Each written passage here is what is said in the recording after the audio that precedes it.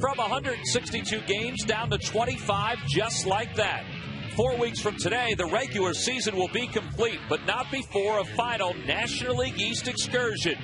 From here on out for the Phillies, the path to the end goes north and south, but remains on the East Coast. Throw out the Central, West, and Interleague battles. The National League East will be settled in the National League East.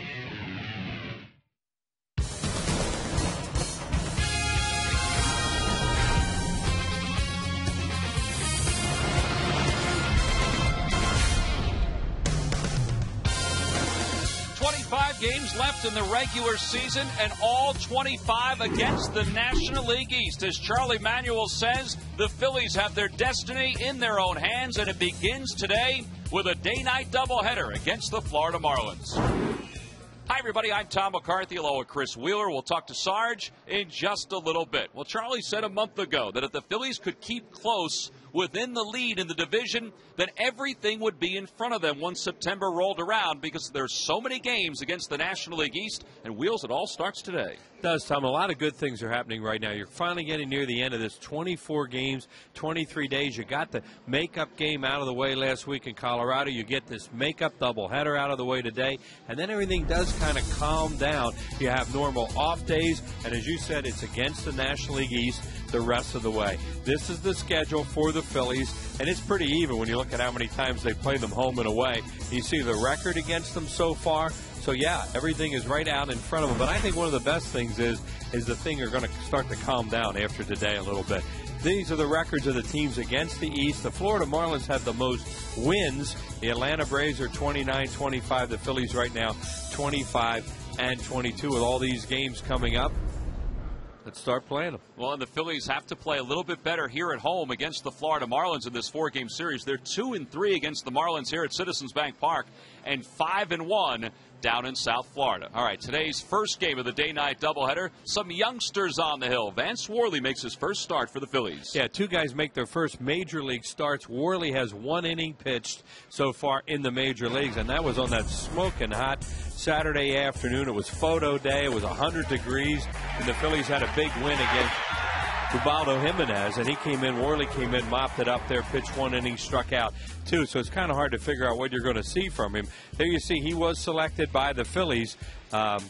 Mendez came over as a Rule 5 in the minor league draft from the Chicago Cubs. So this guy is not a kid. He's 28 years old. For the most part, he's been a relief pitcher in the minor leagues.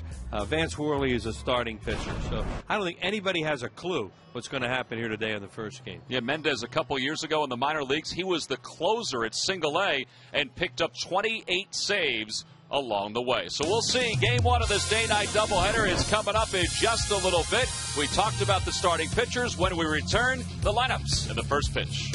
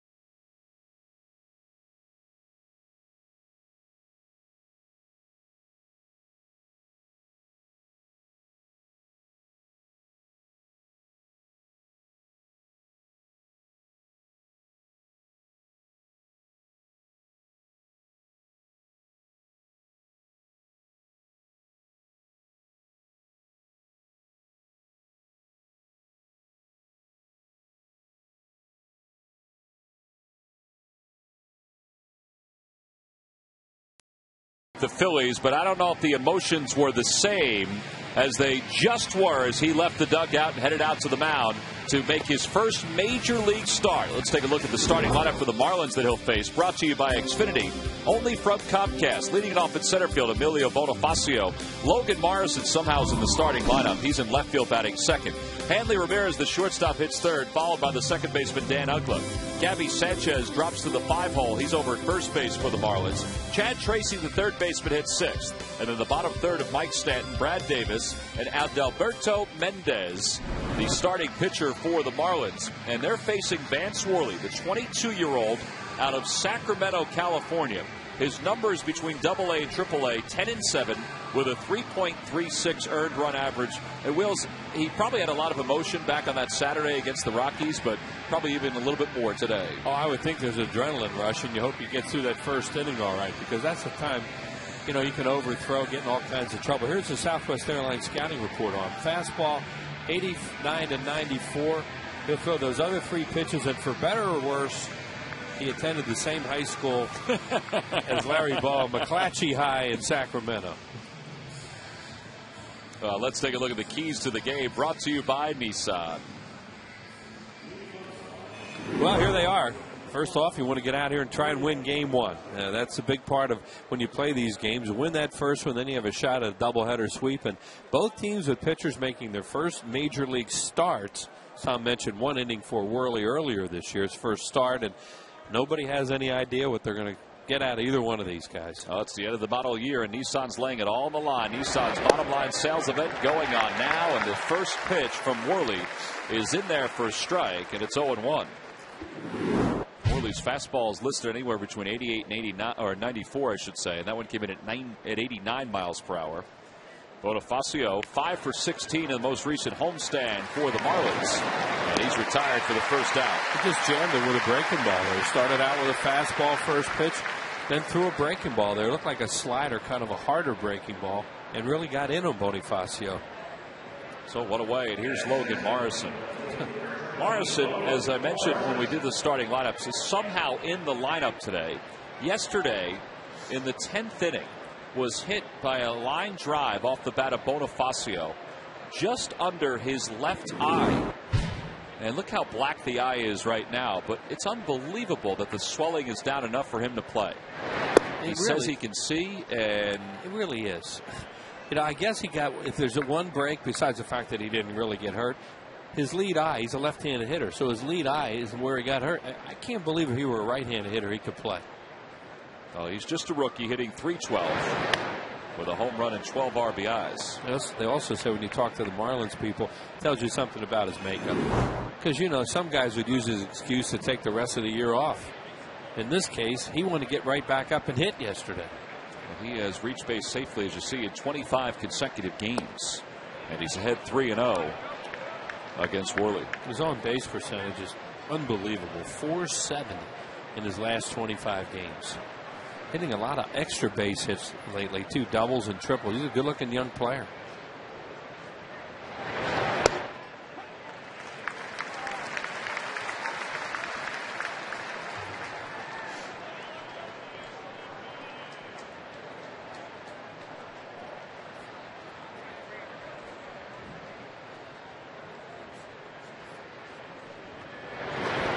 All four, and Morrison's aboard, so a one-out walk. And the first of the day.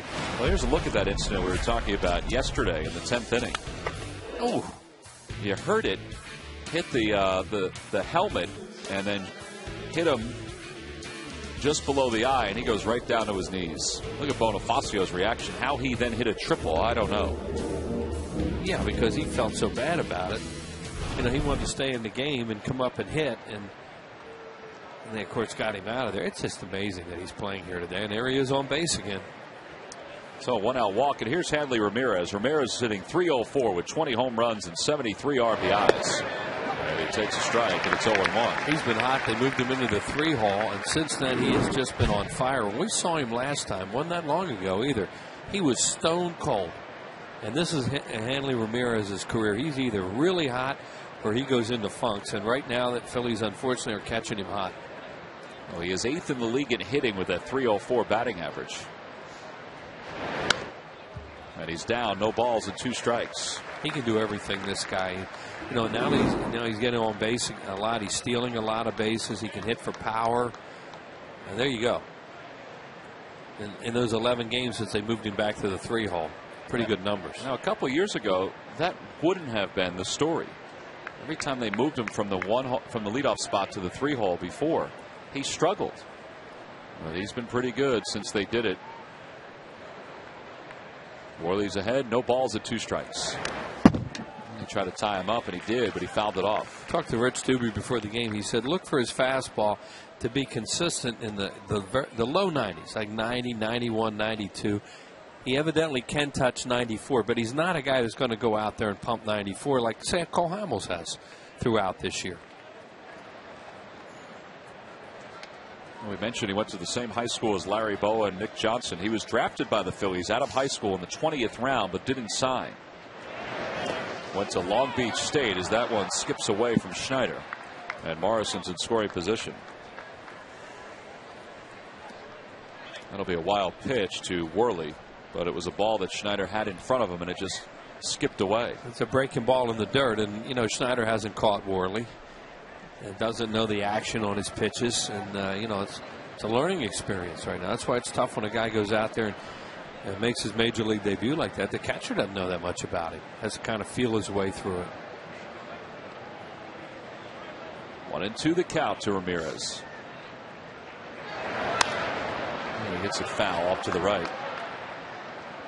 Anyway, Marty Walliver, who is the Phillies director of scouting, said the Phillies drafted Vance Worley out of high school, even though he was injured at the time. And he said that when they drafted him in the 3rd round out of Long Beach State, he was a different pitcher. He was strong and he was durable, and he was throwing at the time 4 pitches for strikes. I think that happens a lot when the team drafts a particular player out of high school. They'll follow him. And as he gets bigger, gets more comfortable in his frame, and gets more comfortable in his position, they may wind up drafting him again. Try to give him a bite on a breaking ball. So far, his fastball's high. It's not a sinker, it's a 4-seamer. And a foul tip into the glove of Schneider. 2 outs. There it is again. That's, you know, his fastball, whether he wants it this way or not, and we'll see as the game goes along, they're all high. And that was out of the strike zone. Hanley had fouled one back before that. That pitch is another pitch that is not a strike, but he chases it and held on to by Schneider. So, you know, Vance Worley may just be a 4-seam guy. So Ramirez is retired. That's a big step forward for Worley. And here's Dan Uggla. Uggla with 29 home runs and 84 runs batted in. He is the Marlins franchise leader in home runs. And he cracks a foul ball, curveball foul over the first base dugout, and it's 0-1. Well, he's 1 home run away from having 30 or more home runs 4 straight years, or 4 years in his career, and that's amazing for second baseman.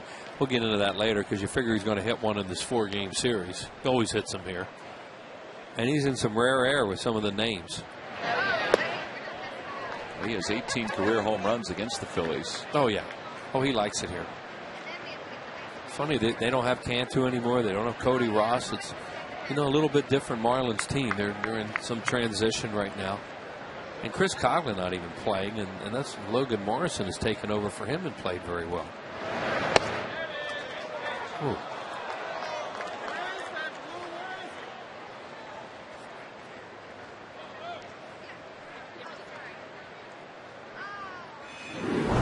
See Uggla with 18 home runs on the road, tied with Albert Pujols, 1 more than Adam Dunn and Adrian Gonzalez. And the 2-1 pitch to him. Line drive to left field, and Ibanez plays it on 1 hop. Morrison's heading home. The throw to the plate sails over the head of Polanco. It's an RBI single for Uggla, who slides it safely at second, and Schneider's throw sails into right. And Uggla gets all the way to third. So not only did Raul overthrow Polanco, that enabled Uggla to go to second, but then Brian Schneider overthrew Chase Utley, and that enabled Uggla to go to third. And 1 error on that play. Not a good job by Raul Ibanez at all, missing the cutoff man with no chance to get the guy at the plate, Morrison.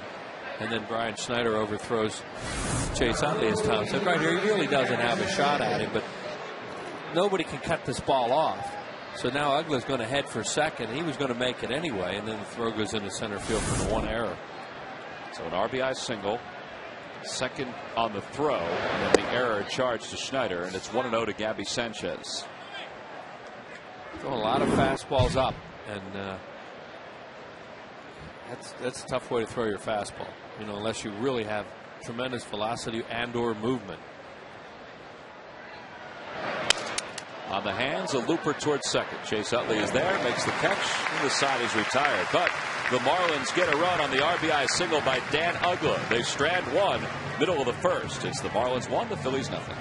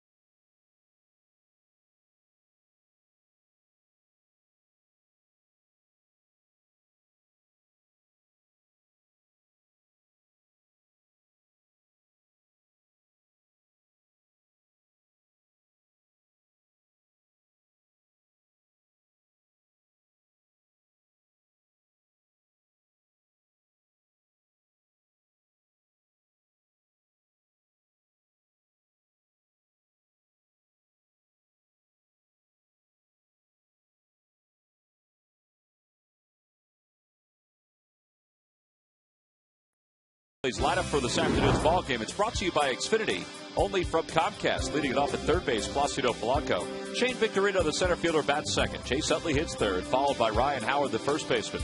Jason Worth is in right field, batting fifth. Raul Ibanez hits sixth. And then the bottom third of Brian Schneider, Wilson Valdez, and Vance Worley. And they will face 28-year-old Adalberto Mendez, who is making his 41st appearance of the season in professional baseball, but this is his first in the majors. 9 starts down in the minors, 5-5 with a 3.98 ERA. Watching him warm up, he's a long armer. He threw fastball, slider, changeup during his warm-up pitches. Here's a scouting report on him. Fastball, you know, just kind of an average changeup, and he's a reliever turned into a starter. They say he likes to throw, you know, he throws everything pretty hard, which, you know, normally guys like to hit off that stuff. Maybe not for an inning, but over the course of a game. Well, he is a converted reliever, as Wheel said, but he's also a converted catcher. In fact, when he was with the Cubs in their Dominican Summer League the first year, he was a catcher. He was 5 for 35. And they said, son, we're going to move you to the mound. And Uggla makes the catch, and the first out of Mendez's big league career is recorded, 1 away. He gets it on a breaking ball after fastballs to Polanco, a little slider. Jimmy Rollins not playing the first game today. He expected to play the second game. Charlie wanted to. He wasn't sure. He thought he would sit a guy or two today, a regular, and you know, he was going to play it by ear. And when he got here today, just decided that he talked to Jimmy, and they thought, okay, we'll play him in the second game. Well, Victorino shows Bud and takes a pitch high. That brings Chad Tracy in from third. Shane has hit much better left-handed over his last handful of games than he had been hitting in, well, most of the season. This guy looks like he's nice to hit off from the left side. We'll see as the game goes along. But, you know, he really shows the ball with that long arm delivery. He doesn't really hide it. And it's 3-0 to Victorino. Hitters love to hit off guys with a big long arm delivery like that where you can see it. And, you know, he throws hard. Everything about him should mean left-hand hitters should hit this guy. 4 pitches out of the strike zone, and Victorino's aboard. So it's a similar start to the bottom of the first as we saw in the top of the first. 1 out recorded, then a walk. Let's see if the Phillies can cash in.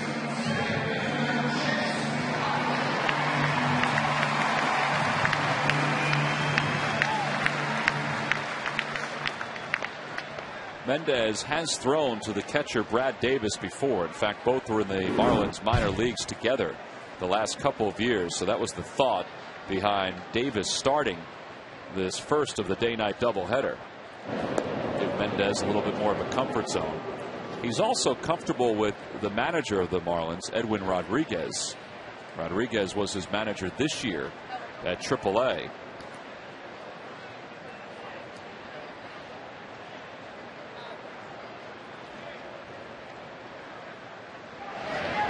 Boy, the times on him look like they're going to be right too. They had him at 1-3-4, 1-4-4, and he uses that big long arm delivery even with the runner on base, and that was slow to the plate. So that's something, you know, Davey will pick up on.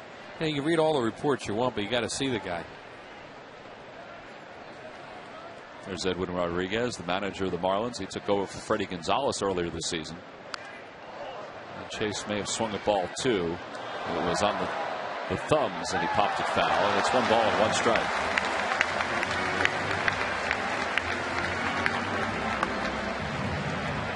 First good catch of the day, huh? That gentleman's doing his best Jason Worth impression with the hair and the beard.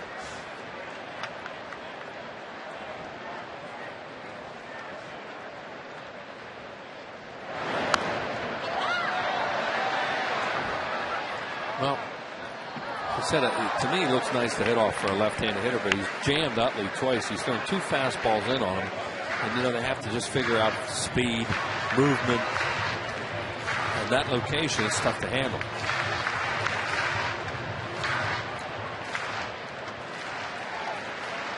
Mendez, as we said, is 28. He's from the Dominican Republic. A lifetime 25-37 record in the minors. And Utley stays alive as he fouls that one off. Lucky McDonald's Phillies home run jackpot contestant is Ann Kehoe of Fountain Hill, Pennsylvania. If the Phillies hit a home run in today's ballgame, then Ann will win $200.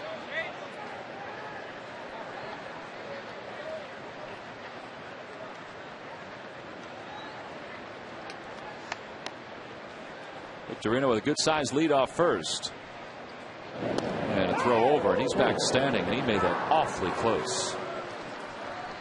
That last long step by Victorino almost gave Sanchez a chance to tag him out. And it's not like Shane can take long steps either.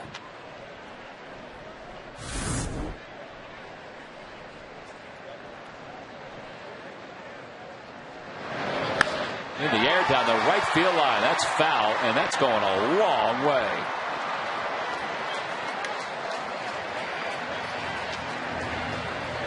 He tried to get it in again. Playing through a breaking ball there. See his hands come back because it was a slider. I think it was a slider. It started, whatever it was, a cutter or slider started to come in on him, and he had to pull his hands back. And that's why he hit it so far foul.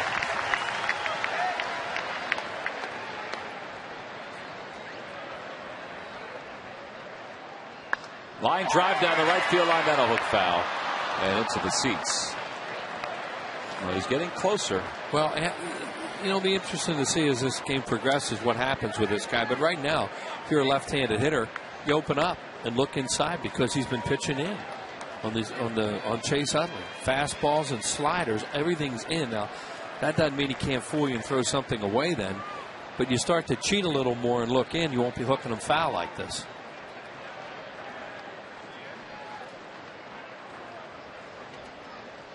Now they're going to back off. Maybe they're going to change location just because of the fact that he's on this stuff and pulling it foul. This is when a catcher sometimes will go away with something. 7th pitch of the at-bat to Utley. With 1 out here in the bottom of the first. So much side again. Stayed right in there.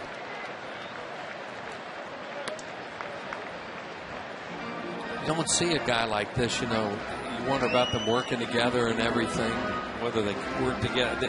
So what probably happened on that pitch was it wasn't location, it was just pitch, whether they wanted to go fastball or slider. I mean, so you watch the catcher now, Davis, and see if he finally sets up outside a little bit. There he goes outside. Yep. And that's it. I mean, you know, you keep coming in. The hitter's going to start to have to look in there eventually. Then you go away, and you've opened up the outside part of the plate. And figured sooner or later they're going to have to try that. Well, mentioned that Davis is used to catching Mendez, so maybe he knows what he can do. Yeah, see, now they go out here after everything had been in this area. And it wasn't a strike either. So 2 outs. Here's Ryan Howard. Ryan with 26 home runs, 88 runs batted in. He's in the top 10 in home runs. He's in the top 10 in RBIs. And that's even with being on the disabled list this year. Ryan is 3 for 10 on the homestand. And he takes a fastball outside. 1 ball and no strikes. 3-man overshift with Uggla out in shallow right. And Ramirez, the shortstop, just a few steps over on the right side of the diamond. That leaves Chad Tracy, the third baseman, over at shortstop. Victorino goes, pitches taken inside, the throw to second high, and Victorino's safe at second. This guy, as slow as he is at the plate, now they probably didn't want to run with Utley hitting because they wanted the hole open for first and third. But with 2 outs, they've got to be able to run, I would think, with that long delivery that he has. Look how long his delivery. See, that's a lot of time. And it gives a catcher very little time to throw somebody out, especially when you can run like Shane.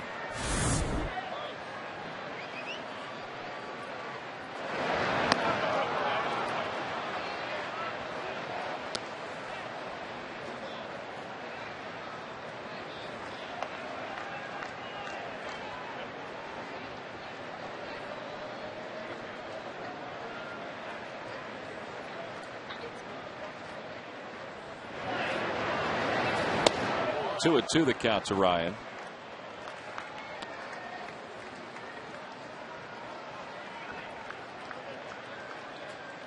That fastball is about 93 miles per hour over toward the outside part of the plate.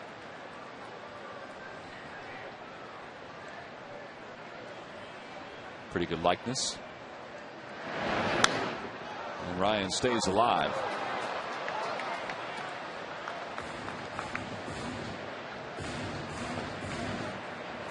Ryan has been very comfortable here at Citizens Bank Park during his career, but over his last 45 games, he's hitting over 300 with 11 home runs, but also with 42 runs batted in during that time. And he's down on strikes. A slider, and he swung right over top of it, and the side is retired. No runs, no hits, 1 man left in scoring position. Well, Mendez threw a lot of pitches here in the first, but he picked up a couple strikeouts along the way.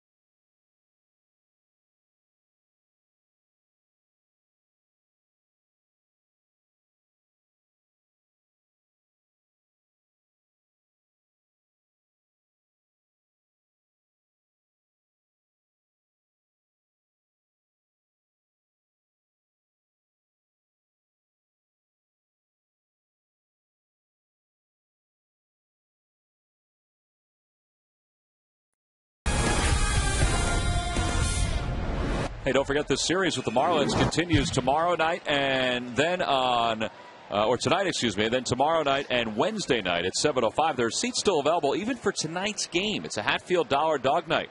You can log on right now and get your tickets or call 215-463-1000. Again, the Phils and the Marlins, 3 games following this one, including tonight.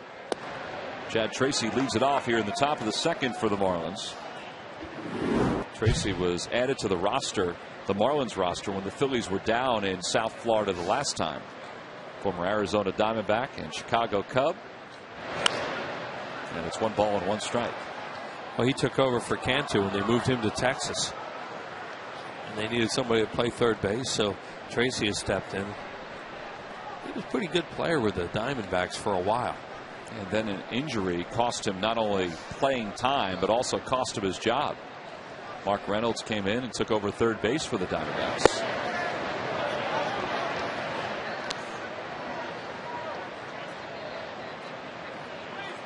Chad Tracy began the year in the Yankees organization and opted for free agency after he wasn't called up to the big club.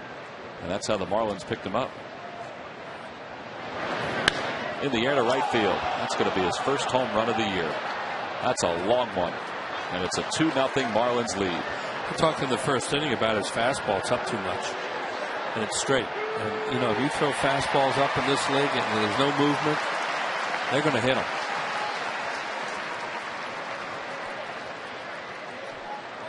Some of them in the first inning were high, and you know they're a little tough to get on top of. But this thing is right down the middle, about belt high. It doesn't move. Look at this. Oh man, straight, bam. To a left-handed hitter, they can't ask for a better pitch to hit. Well, that'll bring Mike Stanton to the plate, and Stanton is in a really big mix-up. As Tracy, his last home run in September of last season. See right there. You know, that is just, that's a good looking swing, but you know, it was a pitch that he certainly could handle. Well, he handled it all right. First home run of the year in the Marlins uniform. So it's 2-0 Florida. Mike Stanton has the count, 1 ball and 1 strike. Stanton hitting .233 overall. Breaks his bat, hits it towards short, and a basket catch by Valdez. The top of the bat goes out toward Polanco, and 1 away here in the second. Stanton really in a funk. This guy, it's amazing how when you come up to the major leagues, maybe you get off to a decent start, then all of a sudden they will figure you out, and then it's adjustments, back and forth, then you find out where they say the easiest thing is to get to the major leagues, the hardest thing is to stay here. And you know, Stanton's going to stay. He's going to be probably a big time player, but he's been figured out, at least to this point. Well, here's Davis, and he takes a strike on the outside corner. Davis, .281 hitter with a home run and 7 runs batted in.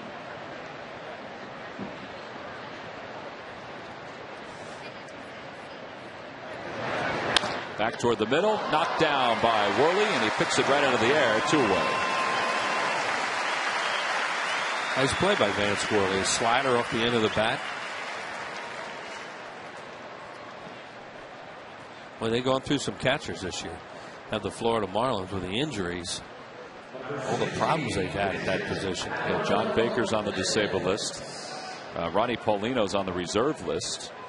Brett Hayes, just a couple weeks ago, was nailed by Niger Morgan and separated his shoulder. He's out for the year. Yeah. So who they have? Mike Rivera as their backup. And Chris Hatcher. Chris Hatcher. Yeah, Mike Rivera's not a catcher. Yes, he is. No, he isn't. All these guys, this time of the year, you look at some of these names on here and trying to figure out where they're going to use them, what positions they play. Now, Rivera's a former catcher with the Brewers, so he is a catcher. He's one of 3 that they have. Here's Mendez. See his minor league numbers this year. And he chops it toward third.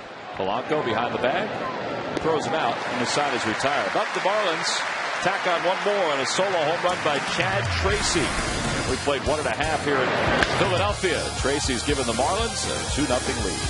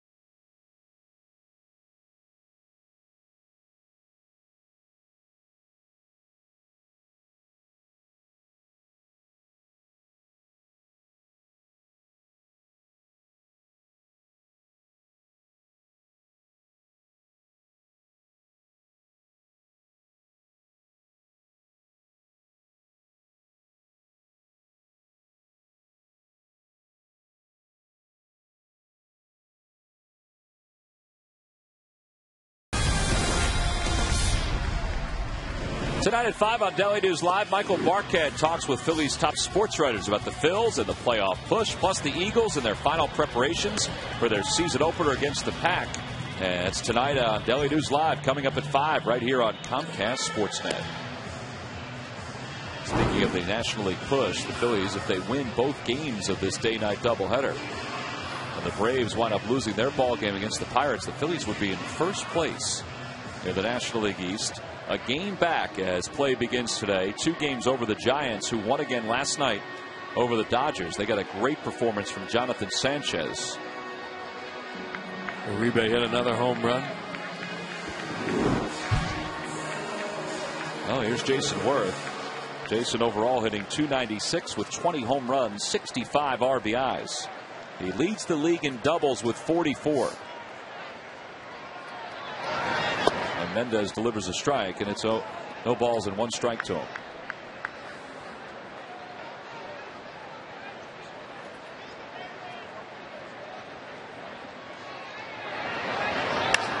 In the air to left center field. That's a towering shot. Morrison to the warning track toward the wall, and he collides with the center fielder Bonifacio, and Bonifacio makes the catch. It's hard to believe Bonifacio held on to that. He's a lot smaller than Logan Morrison, and he banged right into him, and he holds on to it. Trying to give him a shiner in the other eye.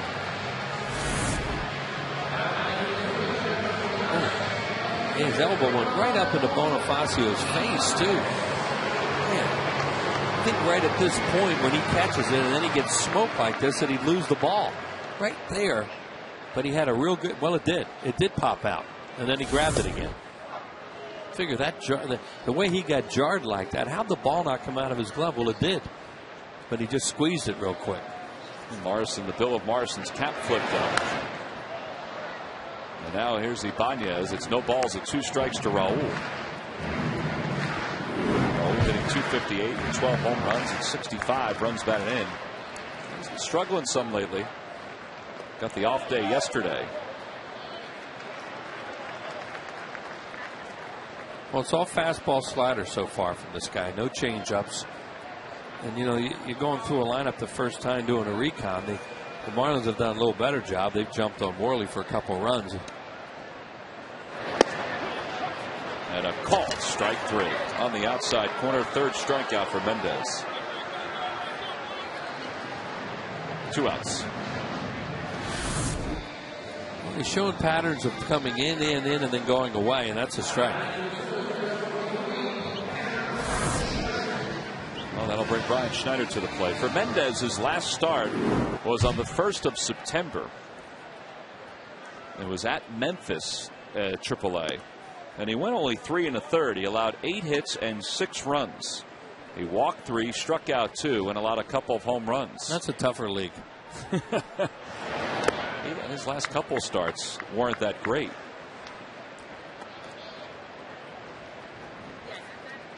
He is 2-2 this year with a 4.46 ERA as a starter down in the minors.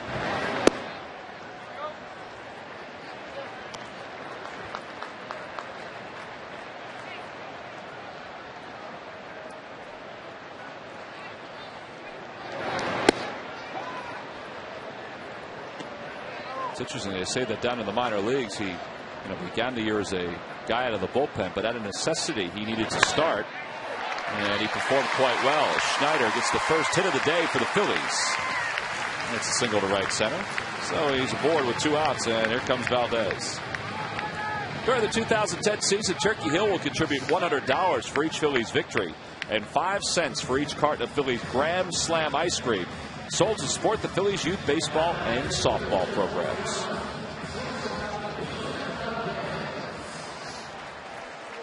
Well, 2 outs, and here's Wilson Valdez making the start today at shortstop for Jimmy Rollins.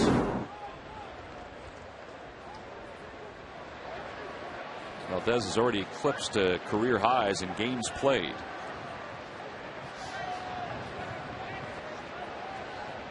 As well as runs scored, hits with 65, doubles, triples, you name it.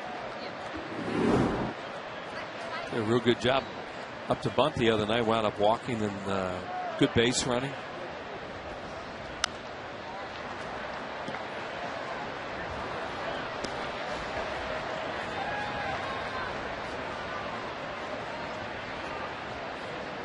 I asked him about that, and he said he just kept his momentum going around the third base bag and was able to see it right away.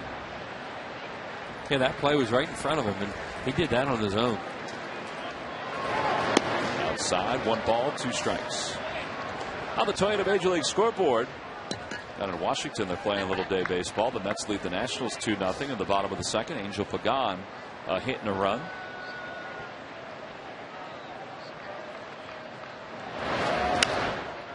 And a pop-up on the left side of the infield. Chad Tracy, the third baseman, calls off Ramirez, and the side is retired. So the Phillies get their first hit. They strand a runner.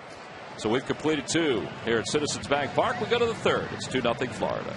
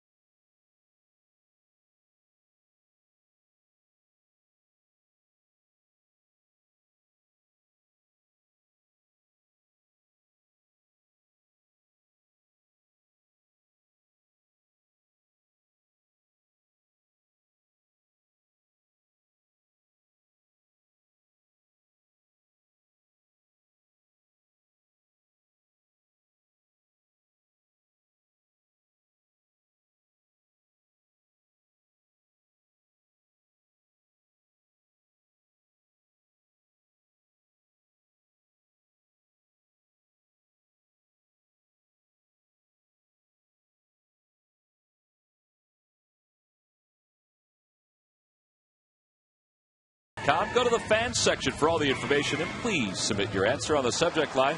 Wills, here's the question. At 20 years old and 212 days, Marlins rookie Mike Stanton is the second youngest player ever to play for the Marlins. Who is the youngest? The answer will be revealed in the 7th inning. That's a finger roll right there. That's a gimme. You don't think so? No. I think if you think about it, I think you're going to feel the same way as the afternoon moves on. Okay. Emilio Bonifacio leads it off for the Marlins here in the top of the third. Oh yeah. Wait a minute.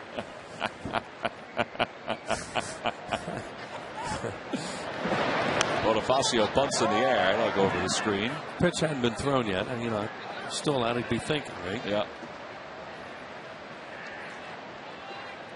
Bonifacio spent time this year in the minor leagues. He at 274 down in the minors. Acquired last year from the Washington Nationals. He was their opening day third baseman a season ago. Well, this guy really struggled. He's playing a little bit better now in this turn of tour duty. For the one thing he can do is he can fly. You really have to be quick with him on balls hitting the infield. And he's a triples guy, especially in their ballpark. And he's picked up playing the outfield a little bit more too, and that's why he's out there today at center field. He was the second baseman with the Nationals. On the Toyota Major League scoreboard, Jose Tabata, an RBI ground out. Pirates lead the Braves 1-0, and a called strike 3. Second strikeout for Worley. One out here in the third. Visit the official online shop of the Phillies at Phillies.com. Browse the largest selection of official gear, including the latest apparel, nostalgic memorabilia, and authentic classics for the whole family. Get your gear straight from the official source, the Phillies.com shop. except no substitutes. It's one of the best fastballs that Worley's thrown so far. He really had that one down, and he got a call third strike. Gets that pitch down, and Morrison shoots it foul, and it's 0-1. Maybe trying to get on top of the ball a little bit, get more of a downward plane with his fastball.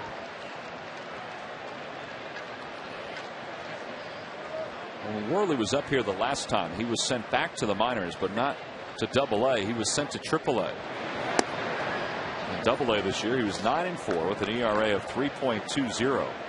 He went to Lehigh Valley and was 1-3 with a 3.77 ERA.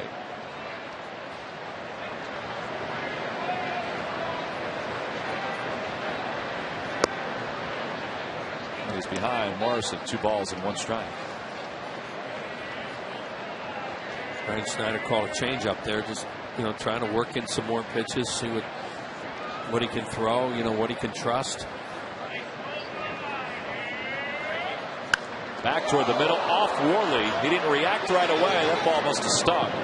And Morrison's aboard with a 1-out single. And Rich Doobie and Mark Anderson head out to the mound to check out Worley. There's another changeup, and that one was elevated a little bit, and he smoked it. See, it's a high changeup, right back at him.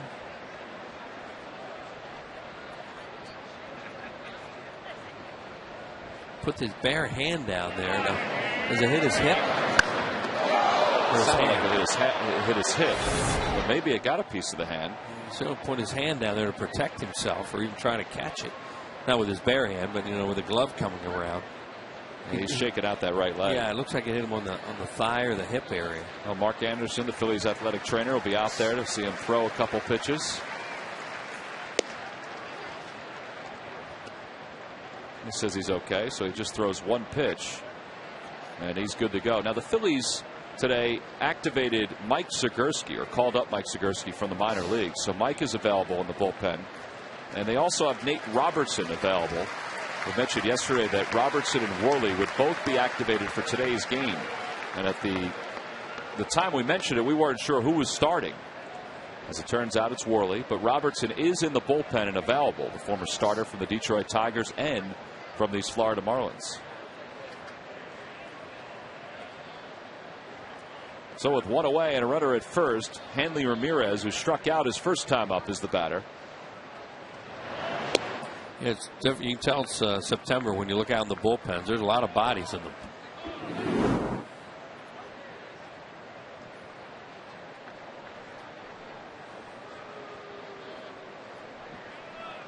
So all the bodies for the Phillies, including Mike Zagurski, who's got his head on his hand. You're fighting for seats out there this time of the year. Sitting next to Scott Matheson and also next to Nate Robertson. Off the end of the bat toward left. That's going to drop in front of Ibanez. Back-to-back hits now for the Marlins. And they have 2 aboard for Dan Uggla.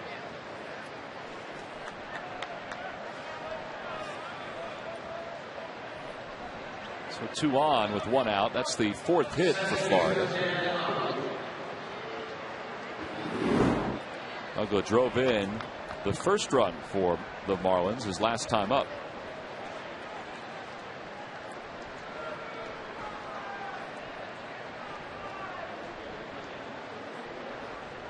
That base hit for Hanley Ramirez extended his hitting streak to 13 games. And a breaking ball inside, 1-0.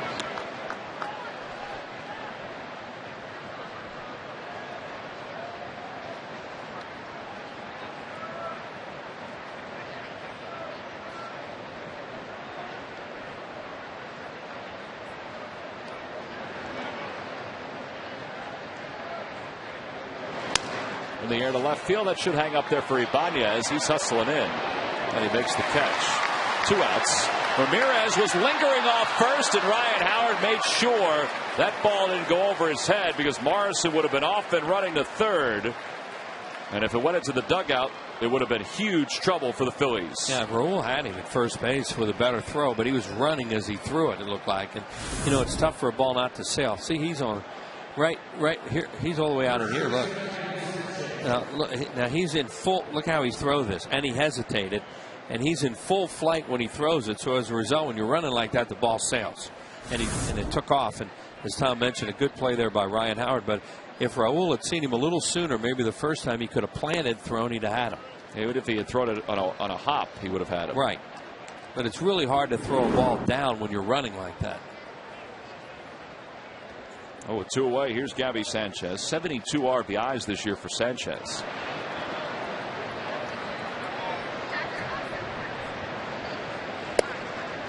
Sanchez probably won't win the Rookie of the Year award, but he should be in the conversation. He leads rookies in RBIs. He's also 3rd in home runs, tied with Jason Hayward, and he's among the top 10 in hitting at 284. There's a pop-up into foul territory. Howard on the run. He dives and he can't get there.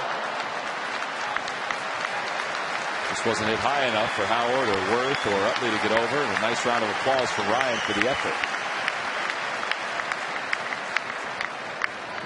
Yeah, that's a good try. You may as well dive at that too, because it's not like you're going to deflect it into fair. That's going to be in fair territory. You're going to deflect it and cause more damage.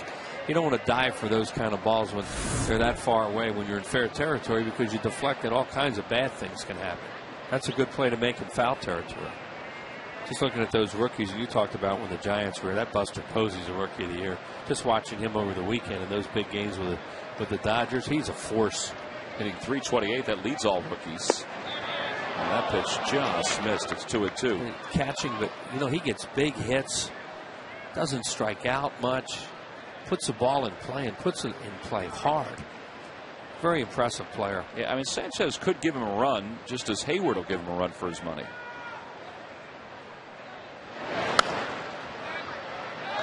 Yeah, and you look at where would teams be without him. I don't know whether that goes into the voting or not. Braves, are they where they are without Hayward? No. May not be. But the Giants, with the weak offense that they have, where are they without Buster Posey? Well, plus he's also a good defensive catcher, too. Yeah, and he's playing the toughest position on the field. He's behind the plate. 2-2 the count to Gabby Sanchez with runners on first and second. And tight 3-2. Good try. After everything away, they try to come inside, sneak a fastball by him. 50 pitches already for Worley.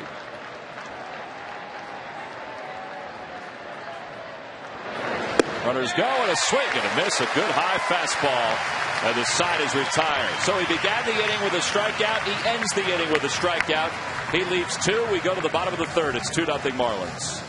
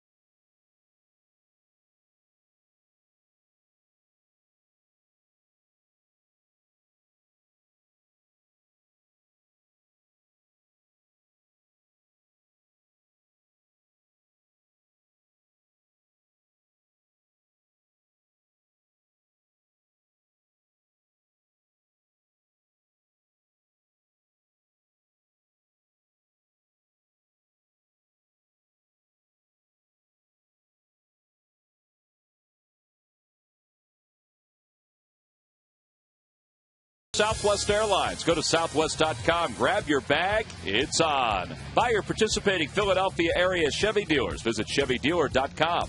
And buy Thomas Jefferson University Hospitals. Call 1-800-JEFF-NOW. Vance Worley in his first big league at bat hit 160 this year in the minor leagues with a home run.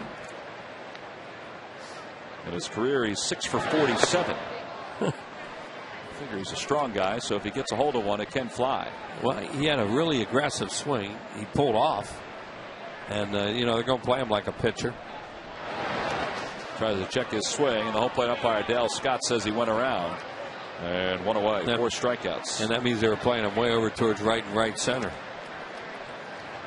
Well, Friday, September 24th is the beginning of the final series between the Phillies and the Mets. 7:05, 7:05, and then that Sunday game's already sold out. That's Fan Appreciation Day, brought to you by Autotrader.com. Again, there are seats still available by going to Phillies.com for Friday and Saturday, so don't hesitate.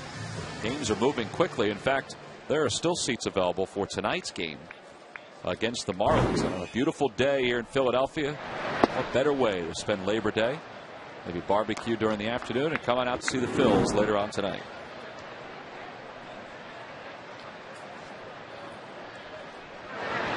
Polanco popped to second his first time up. Batting in the leadoff spot for the first time since the 29th of July.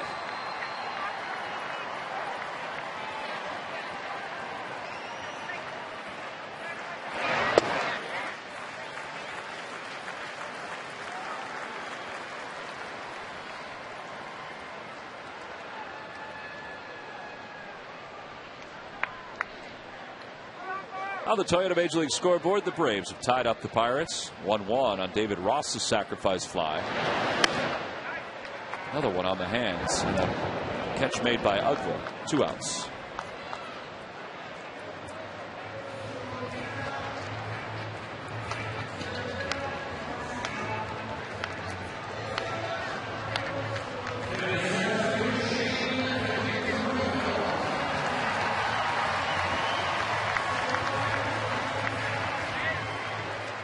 Well, 2 away, and here's Victorino. He walked and stole a base his first time up.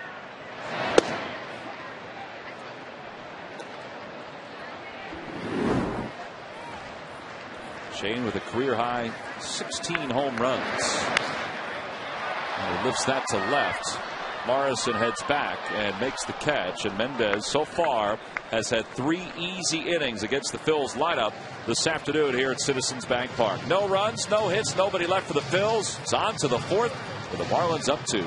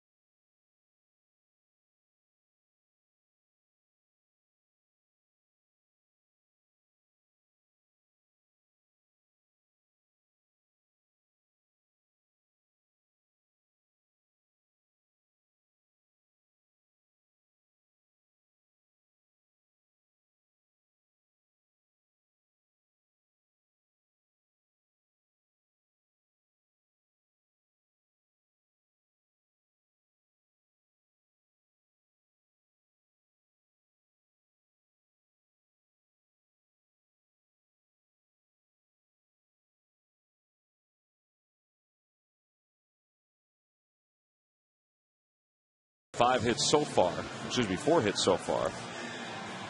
And Gary Matthews joins us up here in the booth. It'll be Chad Tracy, Mike Stanton, and Brad Davis due up against Worley. Well, at least you have 1 hit this time. I'm expecting more, though, today, Sarge. Oh, boy.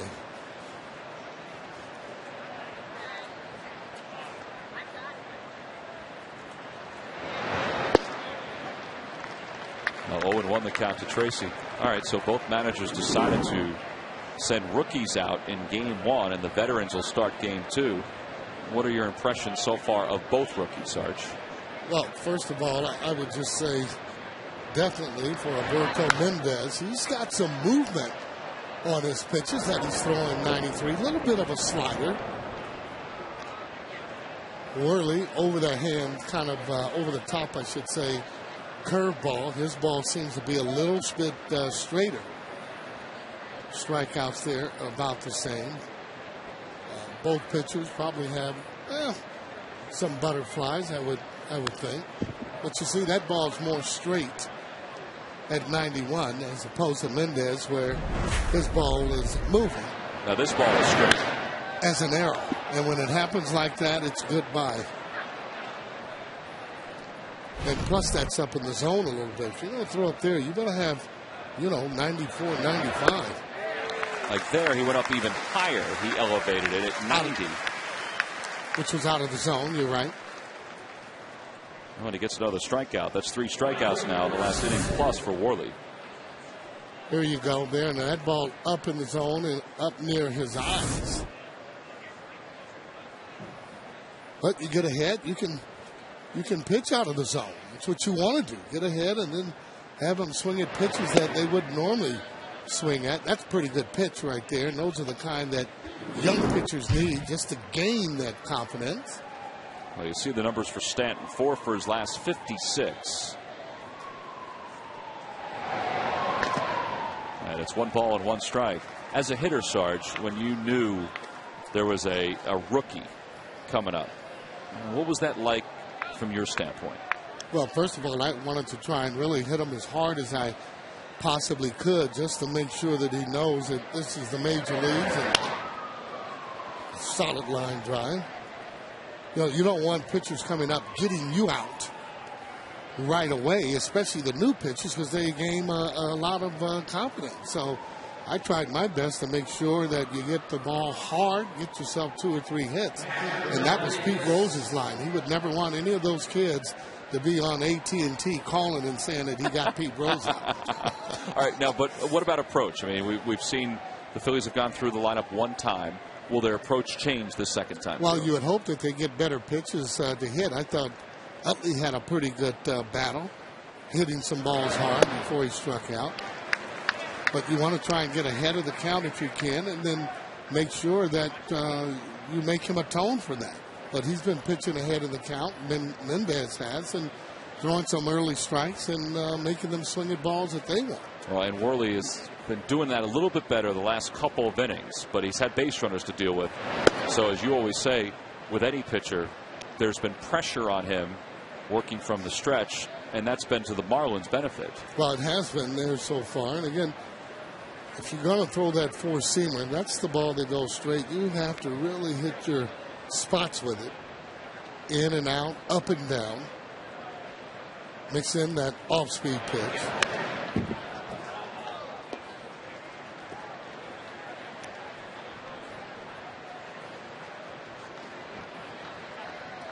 Davis grounded back to the pitcher his first time up. So he's 0 for 1 this afternoon. Single run of the first, 1 in the second for the Marlins. And they lead it 2-0 here in the top of the 4th.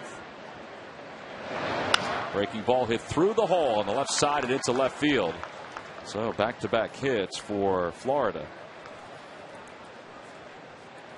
And it means that Mendez can try to bunt the runners into scoring position with a sacrifice.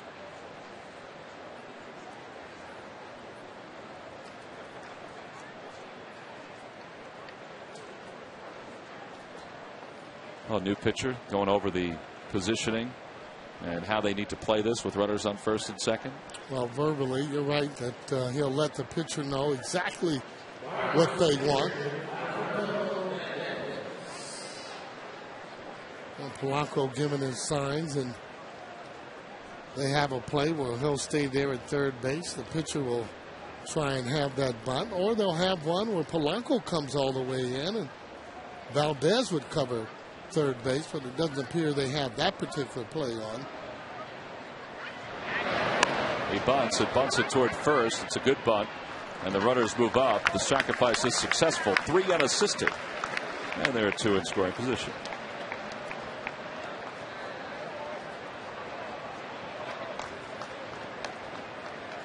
Well, Worley has handled Bonifacio both times today. Let's see if he can do it again as Mendez is congratulated by his teammates.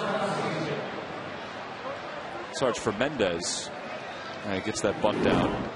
He's pitched well.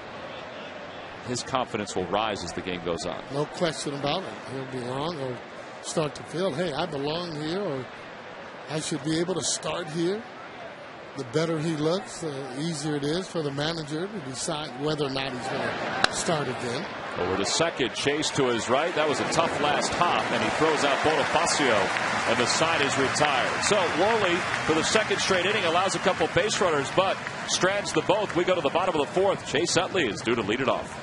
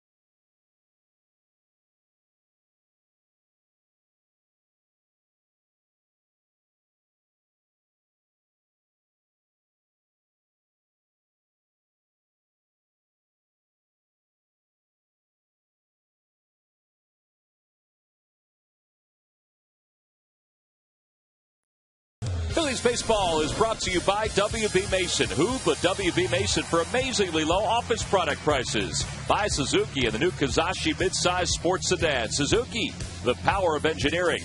And by Xfinity, its TV, phone, and internet reinvented from Comcast. Well, there'll be plenty of those eaten today in this day-night doubleheader on a gorgeous Labor Day. The unofficial end of summer, Sarge. So that means you won't be wearing your white pants anymore? No white pants, no Hawaiian shirts. Yesterday was the last day for the Hawaiian shirts. Oh, okay. Yep. All right. I don't know if that's a rule, but I decided it yesterday. Okay, well, we're following rules. And don't forget, tonight is Dollar Dog Night here at the ballpark, and there are seats still available, so come on out to the back end of this day-night doubleheader. Chase Utley leads it off here for the Phils in the bottom of the 4th. It's no balls and 2 strikes to Chase. Well, you can see the difference in Mendez right away, and the balls that he's throwing kind of hides it, and then he snaps right there at the last minute. That makes it a little more difficult for the hitters to pick that up. Well, just not used to that one, as opposed to, again, Worley, who's straight over the top.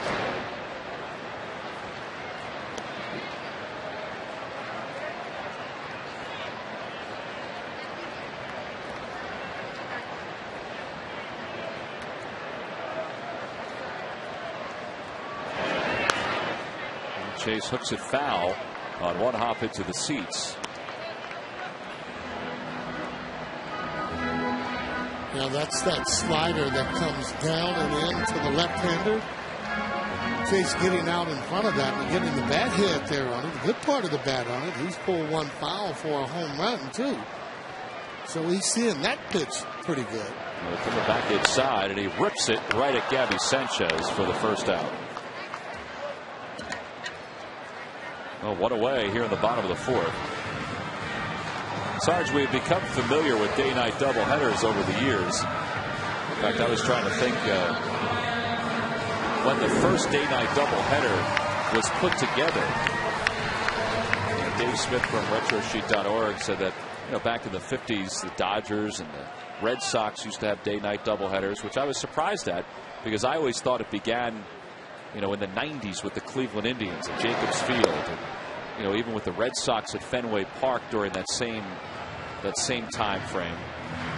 I know in the minor leagues we started doing them in the mid-90s, and it was more because baseball was so popular. As that ball scoots right off the mound on one hop to Ramirez. 2 away.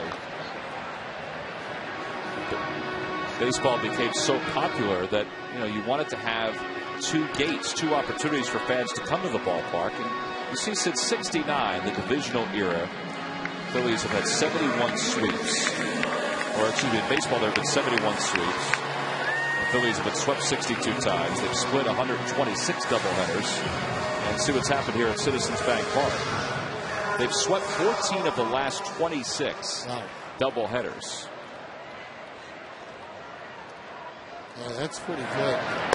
Always difficult to sweep. I mean, usually if you get out with a split, you feel pretty good about yourselves. But to sweep teams nowadays, it's pretty difficult. Boy, that ball just jumps on you on the outside part of the plate. Then he has that ball that kind of takes up and in.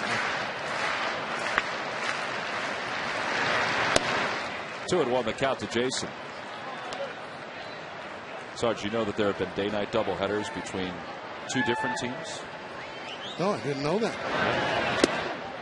2-2 to Jason. Back in 2000, the Indians played the White Sox during a day game, and then Minnesota at night. Back in 1951, St. Louis played New York during the day, and then Boston that night.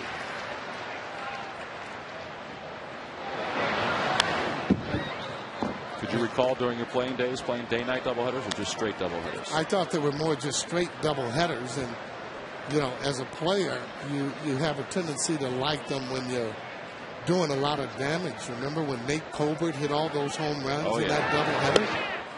That was with the San Diego Padres there. Jason strikes out with a fastball up in the zone. Well, 5 strikeouts for Mendez. 7 in a row, retired by the right-hander for the Marlins. Vance Worley goes back to work.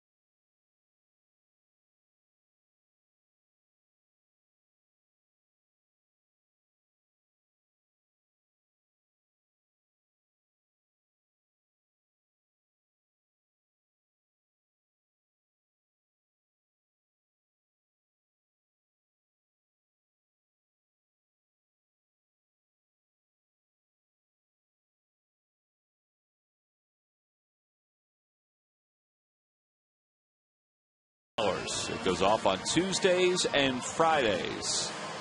Somebody must have just won a whole boatload of money because that number was down last week. We go to the top of the 5th. Logan Morrison leads it off against Vance Worley. Phillies trailing 2-0. The Marlins have 2 runs so far on 6 hits, but Worley has left 5 runners on base. Morrison swings at the first pitch up to the beautiful sky. Ibanez gives way to Victorino. One away.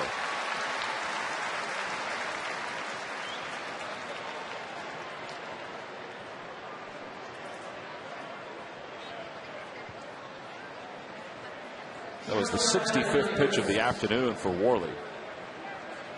His start today against Mendez marks the 6th time since 2000 that both starting pitchers are making their first major league start. Last time it happened was April of 2009, and two really good ones made their first major league start. Rick Porcello of the Tigers and Ricky Romero of the Blue Jays, who I think is outstanding. Well, you're starting to see a lot of young, good arms coming into the major leagues.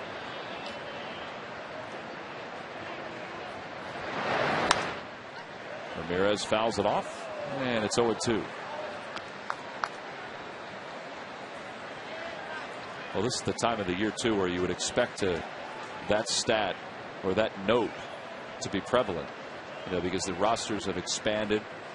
Some teams are out of the race. These two are not. But with all the backup in games, you'll have day-night doubleheaders or just plain doubleheaders. So you're going to need extra players, extra pitchers for sure. And a lot has to do with how deep your starting pitcher goes into the game.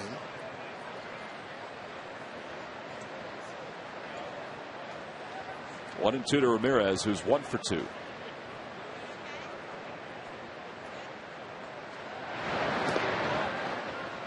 It's a better breaking ball there with a little sharper break. That's the one that he wants. The one that he wants to control, not the one that just kind of floats up there. That's it's almost you're just trying to get it over the plate.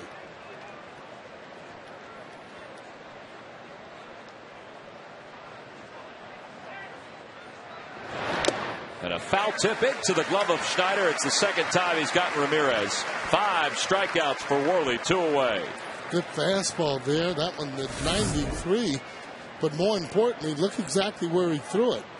It is straight, but he had it in such a great spot.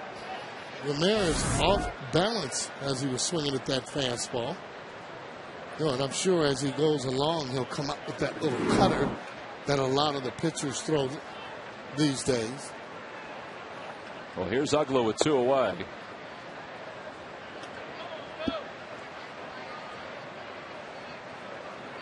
Uggla's 1 for 2. He singled home run his first time up, fly to left his last time up. There's that curve that Sarge was just talking about. That one was up a little bit too much, and it's 1-1. Yeah, that's the one that's easier to hit, especially when you pick up the spin and it's just kind of over the plate, not breaking hard. He wants that hard one to break to get those players off balance. He extend their arms on the pitch that's up in the zone and could be a little trouble.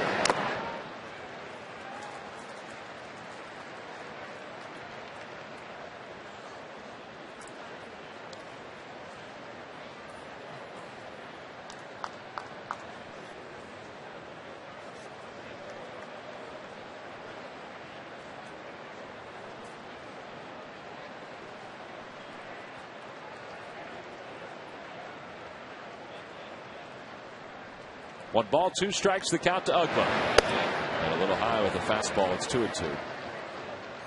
Sarge, we've seen Ryan Dempster wiggle his glove over the last couple of years because he felt like he was tipping his pitches.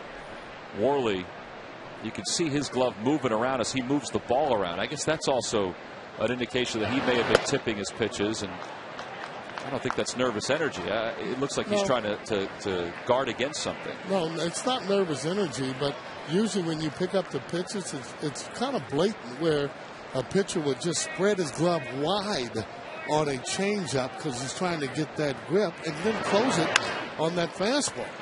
2 hopper to Polanco, and it's the first 1-2-3 inning of the afternoon for Vance Worley. Well, maybe that's a good sign. Maybe that's a sign that things are starting to liven up here at Citizens Bank Park. We'll see when we come back at the bottom of the 5th.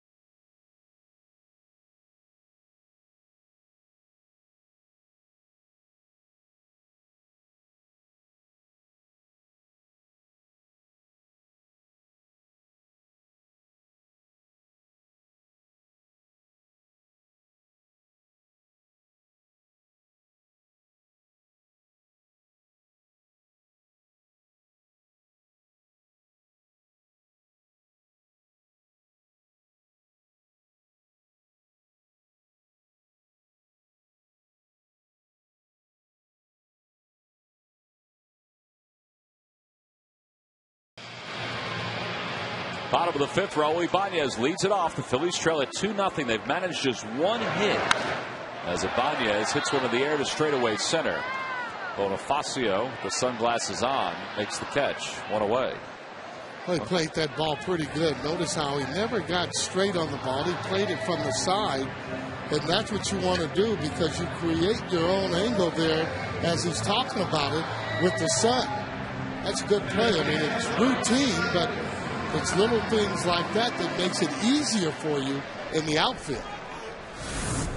Now take a look there at the angle. You see how he never just straightens up. He just right there creating his own angle there. Makes it an easy catch. Well, he's a former infielder, just as the left fielder Logan Morrison is a former infielder. I mean, they have two former infielders playing the outfield. Well, that would show you that they're good athletes. That'll be a good athlete and have speed to play center field. Really any of the positions in the major leagues. 1 ball, 1 strike, the count to Schneider. Line drive, caught by Ugla. 2 away. That's 9 in a row retired by Mendez. Well, 2011 season ticket deposits are now being accepted. It's the best way to guarantee the seats for next year. Full and 5 different partial season plans to choose from. Log on to Phillies.com or call 215-463-5000 for more details. Sold out crowd here today. Watching the first start of Vance Worley and his second major league appearance. A lot of kids have already gone back to school. Many will go back to school tomorrow.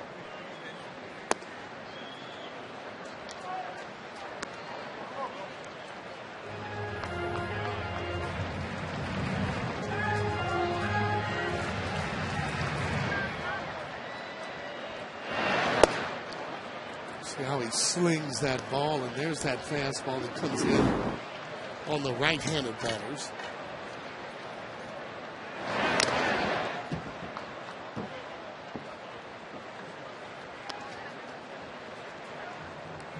Whatever he's doing this afternoon, he has been able to mix up his outs. A lot of fly ball outs. And he's been able to keep the Phillies off balance for the most part. Well, staying ahead, then he's able to throw the slider or throw the fastball out of the zone. There's one that's up. You know, it kind of keeps you honest from just diving on the outside part of the plate. Ball 4.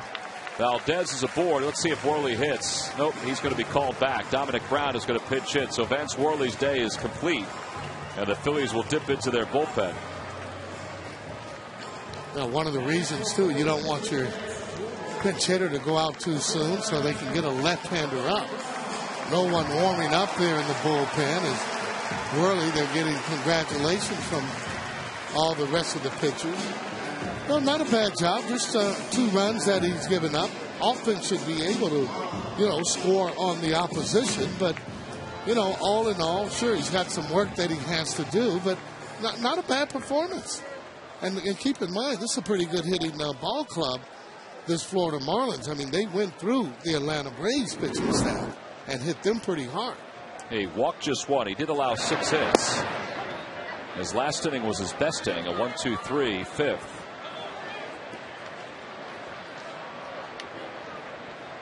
But certainly what Sarge was saying about the offense is true. They've managed only 1 hit. And it's 0-2 to Brown. Yeah, you can see his timing is just clearly off. And that's what happens, when you sit. That's another reason that when you come off the bench, you're looking hard, but you're looking just try and drive the ball, not do too much with it. You end up catching it, you're catching it. He's down on strikes, so 3 pitches, and Brown is set aside. So are the Phillies here in the 5th. No runs, no hits, 1 man left. We've played 5. We'll have a new pitcher when we come back at the top of the 6th.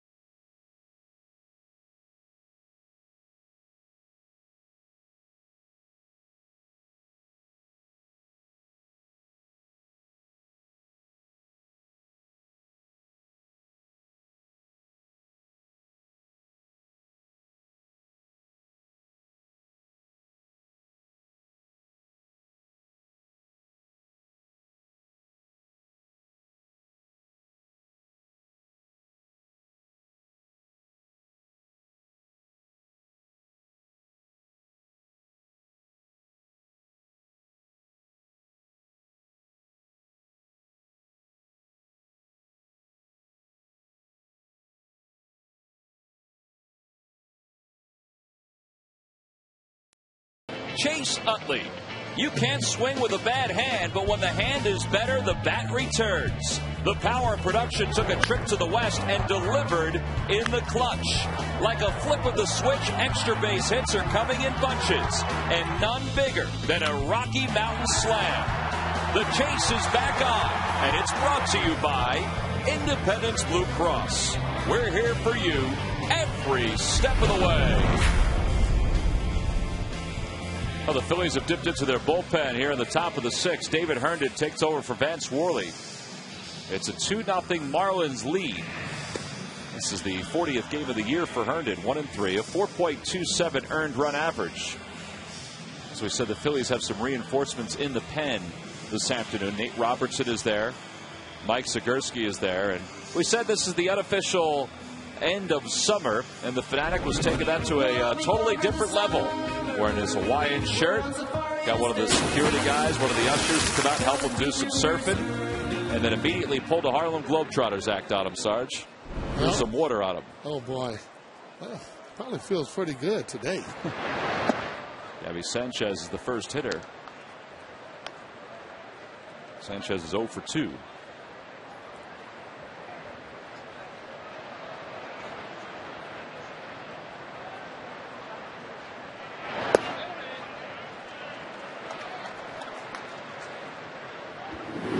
A lot of times when you start a rookie pitcher, particularly if you have a double header that you're involved in, you're always concerned about overusing the bullpen. Well, the way that Worley threw today, he threw 5 innings. And if the Phillies had hit a little bit more, he'd still be out there. But Charlie Manuel was looking for a little offense. That's the reason he pinch hit for him. That's the unfortunate part about being a National League pitcher. Sarge. Well, that's true. When you're down and haven't been scoring runs, and manager wants to take advantage of that. Polanco cuts it off and throws out Sanchez.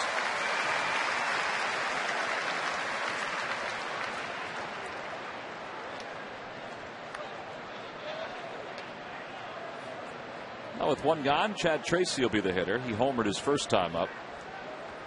First home run in 95 plate appearances.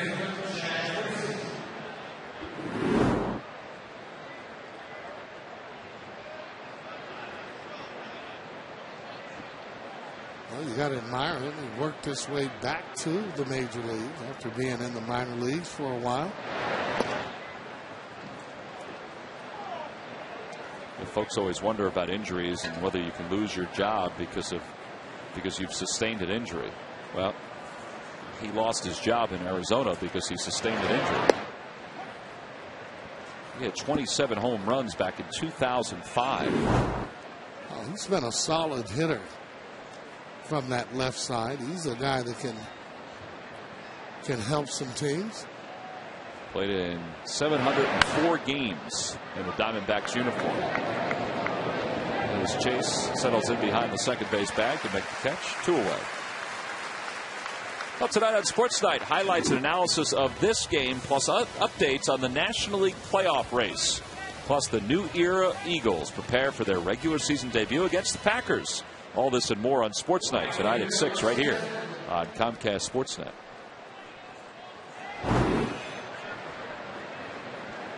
Two outs. Mike Stanton's the hitter.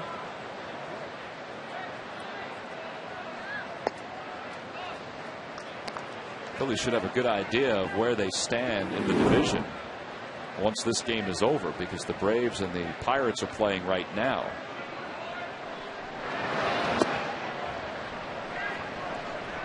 I mentioned before that, and Charlie said this even before the game. He said it's all right in front of us. He said if we don't win games, well, then we don't deserve to win the division, because we've got National League East games for the rest of the season. Well, he does. He puts it bluntly, and you're right. So again, it becomes up to your team, up to the players on, how hard they're playing, and not just how hard they're playing, the things that they're doing to get ready to win ball games. Nice play by Polanco, and the side is retired. It's a 1-2-3-6 for David Herndon. Well, 7 in a row, make that 8 in a row. Retired by Phillies pitching. We go to the bottom of the 6th. The Phillies down 2-0.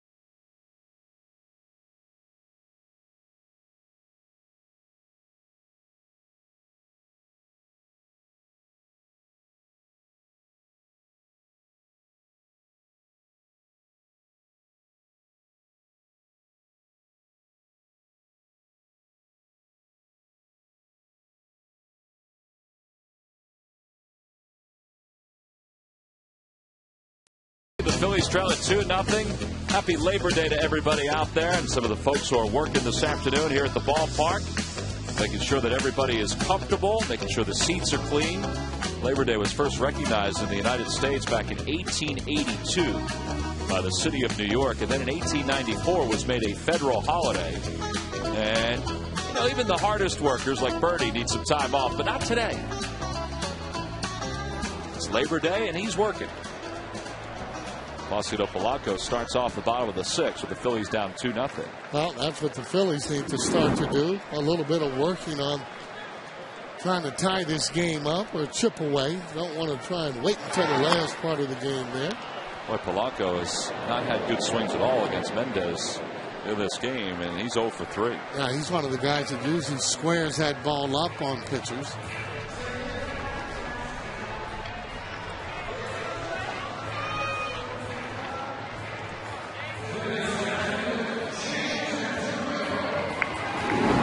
Victorino's 0 for 1. He walked his first time out. Phillies have only had 3 base runners today. 2 walks and a single. That's it. Single was by Brian Schneider. Not a very good offensive touch so far. Maybe Mendez, I should say, will get a little wild and put some runners on. He's capable.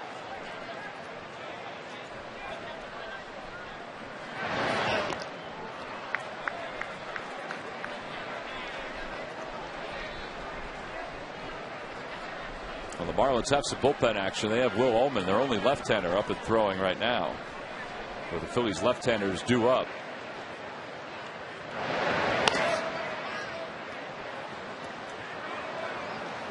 And it's 2 balls and 2 strikes. There's Ullman. They have a taped outline of Leo Nunez on the wall of that Marlins bullpen. And we saw as we were panning. There it is right there. Leo's got some neck stiffness, so he may not be available today or later on today. But his silhouette is available.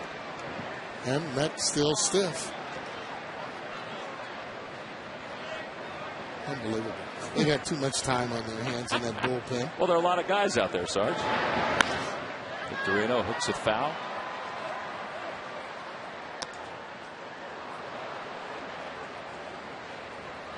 If they have a lot of time on their hands because there's so many guys out there, they're just trying to kill some time.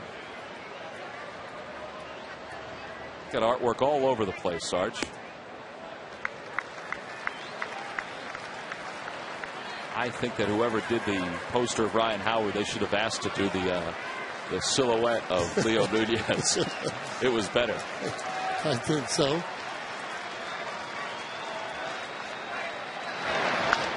Right side. Sanchez on the backhand flips to Mendez covering. 2 outs. Phillies baseball is brought to you by Southwest Airlines. Go to southwest.com. Grab your bag. It's on. By McDonald's, introducing strawberry, banana, and wild berry real fruit smoothies. Try a small for just $2.29 only at McDonald's. I'm loving it. And by Toyota. It's the Now's the Time sales event at your Toyota dealer. Hurry, offer ends soon. To God, here's Chase Utley. Chase is 0 for 2. He has struck out. He's lined out to first. In fact, Chase has probably hit Mendez harder than anybody else, even with the strikeout. And he's hit by a pitch. That's the 11th time this year Chase has been hit. And it's only the 4th base runner of the day for the Phillies.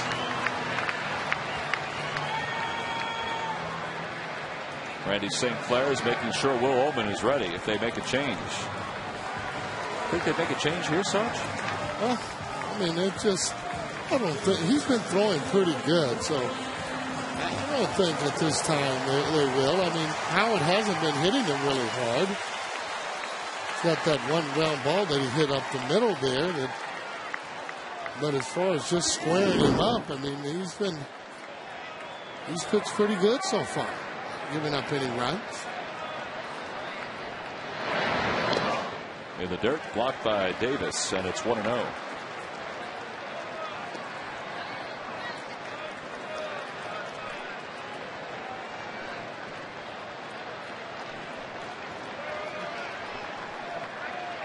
Well, the way he's been throwing, too, the ball is running away from the left-handed batter.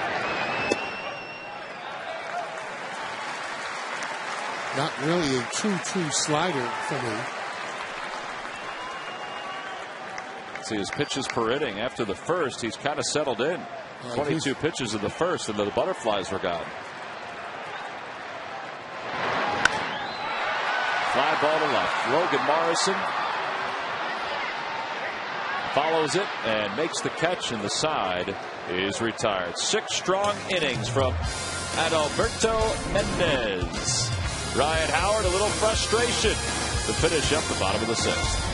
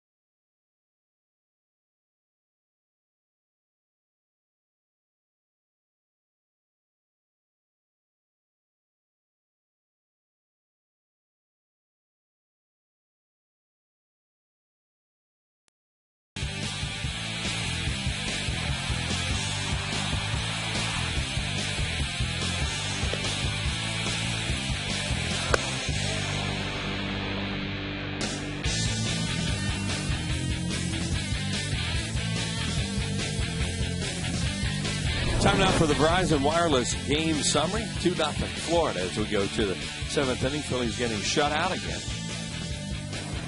David Herndon is on for Vance Worley in his 2nd inning of work. He did a good job in his 1st inning. Well, and Brad Davis leads it off. Davis is 1-2. He singled his last time up. And he hits that one up the third base line. Off the bag. What a play by Polanco to stay with it and throw out Davis. You talk about athleticism and quick reactions. That ball wasn't hit that hard, but it moved at the last minute off the bag. One out here in the 7th. Yeah, there's not much you can do, as Tom says there, except react to it. Because when it hits the bag, you know, he got lucky that it didn't take a big old high hop. He was still able to catch it and in rhythm throwing. Watch, he stays in his throwing rhythm right there. Takes a 1 hop and throws to first base. Ryan Howard watches that ball go over his head. Mendez has his first major league hit. He just hurt his hamstring. Wow, he just pulled up halfway up the first base line. Tarek Brock, the first base coach, slows him down. Oh boy, that's a shame. First major league hit in his first major league start, and he's hurt.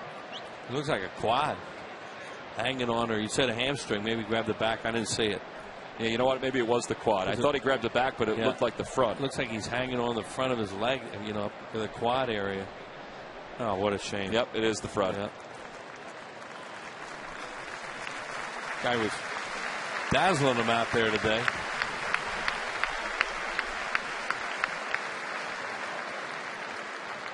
Let's see what Edwin Rodriguez does. He could just put a pitcher out there, one of his starting pitchers out there, instead of wasting a bench player. See him look at his lineup right now. He's walking past home plate as Rodriguez with the blue card out. He's reading it as he's going along. There you see, that's the official lineup card right there, and he's checking out his extra men on where he wants to go with this.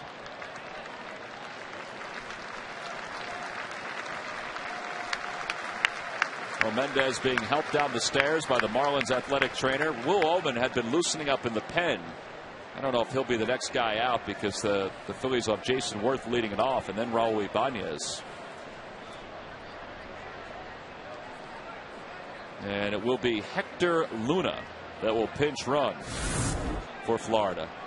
Here he gets that base hit, and he's checking it out as it's going off the thing, and right there he grabs that the quad top, area. I thought he grabbed the side or the back. Yeah, that's just, without being a trainer, but normally when you grab that thigh, that's a quad. That's probably his first and only major league start this year. Well, the bullpen will have as much time as possible to get themselves ready. Nobody's lingering just yet. They haven't made that decision. So it is Luna that'll pinch run. And Bonifacio takes a pitch outside. It's 1 ball and no strikes. Well, they can bring a guy in and put him on the mound and let him warm up as long as possible and not have to deal with 2 different mound surfaces.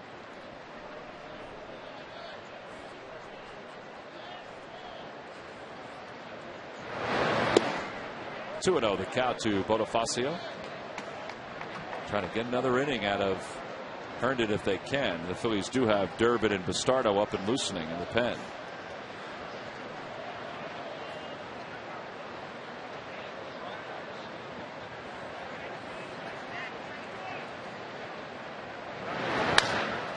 That one's going to sneak into right field, a base hit. Luna will stop at second. So back-to-back hits for the Marlins.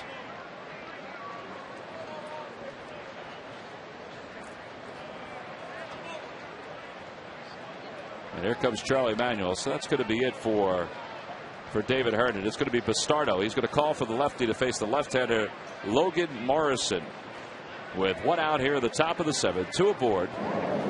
There's Bastardo, 1 last fire before he comes in. We've got a pitching change here at Citizens Bank Park with the Phillies down 2-0.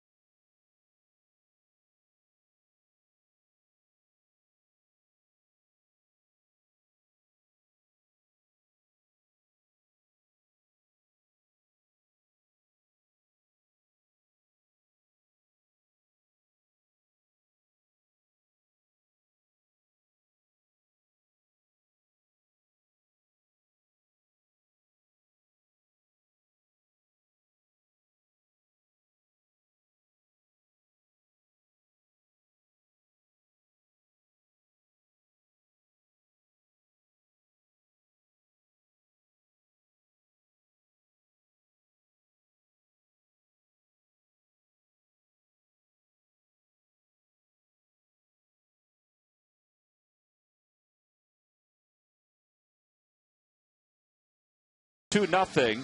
Dan Uggla RBI single. That was back in the first. Chad Tracy, his first homer of the year. That was in the second. And Wheels, both starting pitchers did decent jobs today. Mendez was outstanding, and Vance Worley only allowed the 2 earned runs in 5 innings. Yeah, I mean, both teams have to be happy with what they got. Unfortunately for the Florida Marlins, Mendez, as we just saw, got hurt on his first major league hit, running down the first baseline. Looked like he maybe pulled a quad, which is a tough injury. That's usually takes a while to come back from that. And Vance Worley, in his first major league start, as you said, gave up 2 runs, settled down, did a pretty good job here today. Well, now Antonio Bastardo picks up for David Herndon at the top of the 7th with the Phillies trailing at 2-0. And Bastardo will face Logan Morrison, and then you would anticipate that Chad Durbin will face Hanley Ramirez.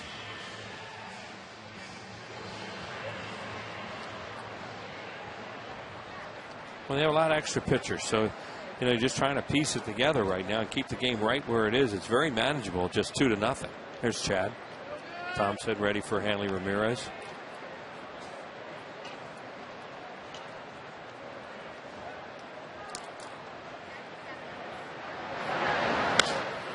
pop up third base side. Infield fly rule is called. Polanco makes the catch in foul territory. 2 outs. Yeah, 1 out. Got in the out on 1 pitch, and now here we go to Durbin. So Charlie Manuel walks out of the dugout very quickly and assertively, calls for Chad Durbin. Antonio Bastardo's afternoon is complete. 1 pitch, 1 batter, 1 out. We've got another pitching change here at Citizens Bank Park.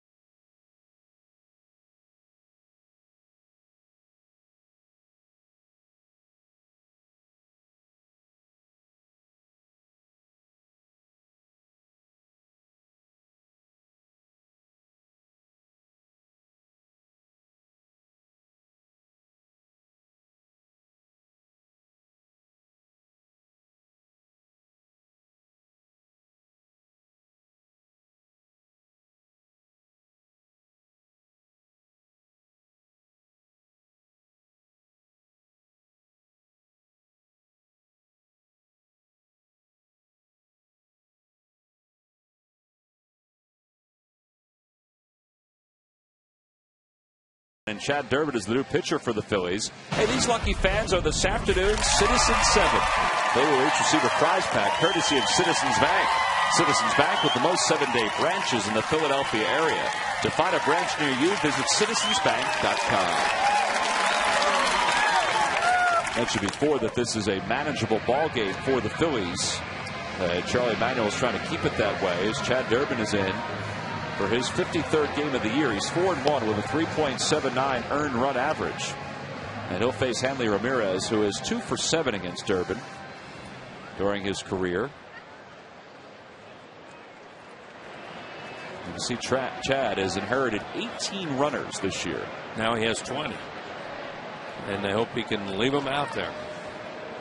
Stranded 15 of the 18, well above the National League average.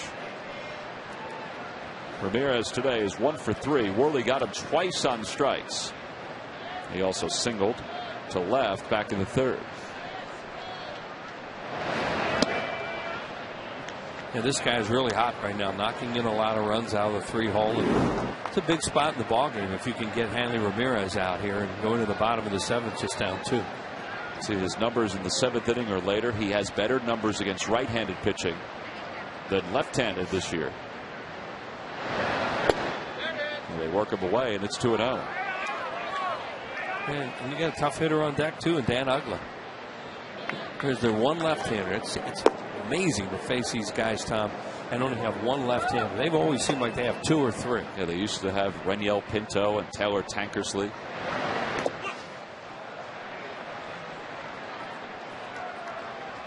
Well, he has a base open.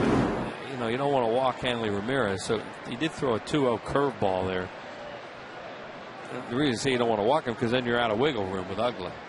But you don't want to give in to Hanley Ramirez here either when you don't have to.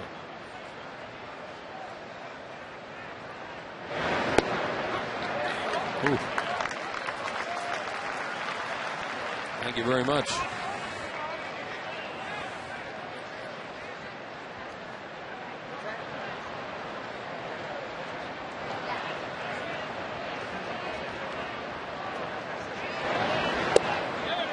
Called strike 2, 3-2. That's a good pitch. Look at that cutter or a slider. But you know he's not giving in with just a fastball to him. He cut that pitch.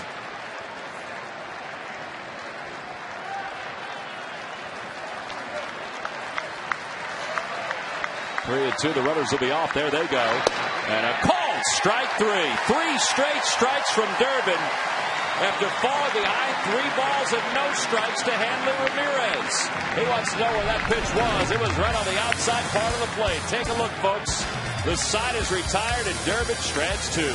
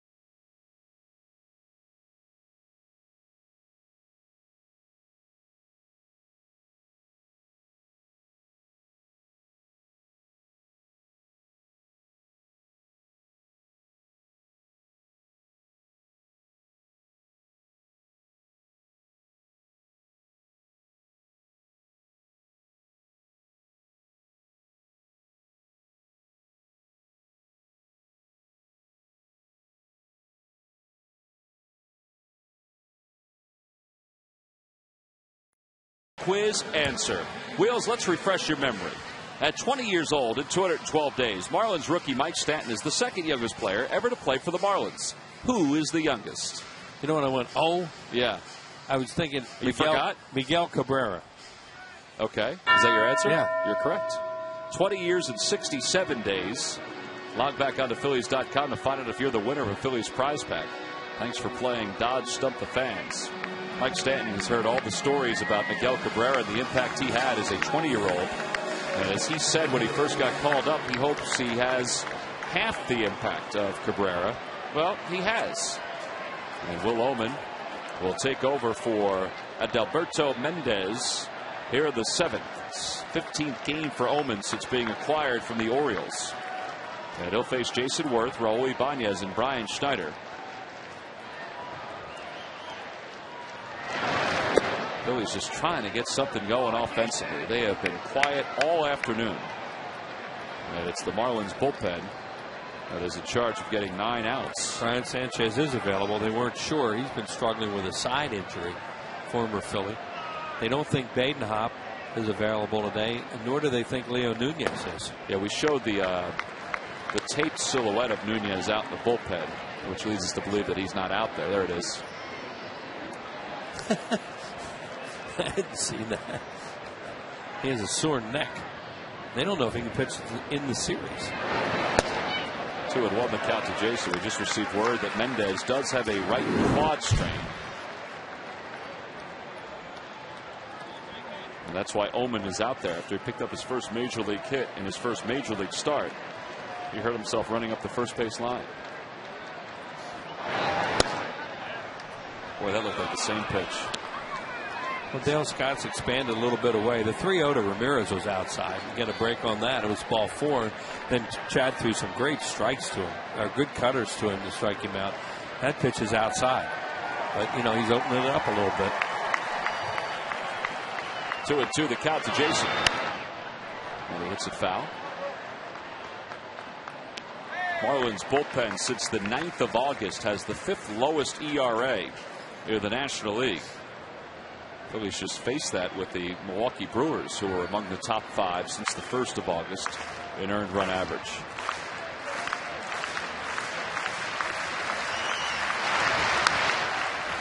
Phillies just need a spark. They're just dead in the water out there today offensively. You can just feel it, and something has to happen here. Get somebody on, steal a bag, get a blooper here or there. But you know, they're just there's just no life offensively. And is it all on the pitching? I don't know. No, they're not trying. This crowd, these crowds are so enthusiastic here, and they've just been sitting on their hands all day because they haven't anything to cheer about. They haven't had base runners. Well, this is the largest crowd of the day. Now, Victorino walked and stole a base earlier in the game. Largest crowd of the season, I should say. Well, it'll be the largest crowd of the day, too.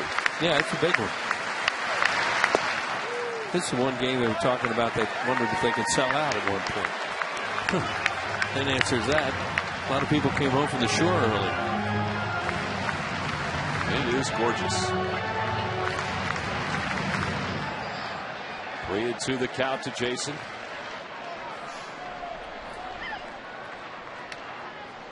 And a swing and a miss. Second time he's been struck out.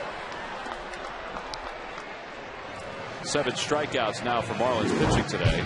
Well, the Atlanta Braves will be here for one more series, the 20th, 21st, and 22nd. All 3 games are night games. The final Hatfield Dollar Dog Night will be the 20th of September. Limited seats are available for that ball game. Plenty of seats for Tuesday and Wednesday. Plan ahead early. Go to Phillies.com. Obviously, the Braves and the Phillies are battling right now for the top spot in the National League East. Braves are tied with the Pirates in the 5th. The Phillies trail this one 2-0 here in the 7th. Brought Oman in because Ibanez, if Worth had gotten on, would have been the tying run. So they wanted to have a left. Ruiz has moved in the on-deck circle to hit for Schneider.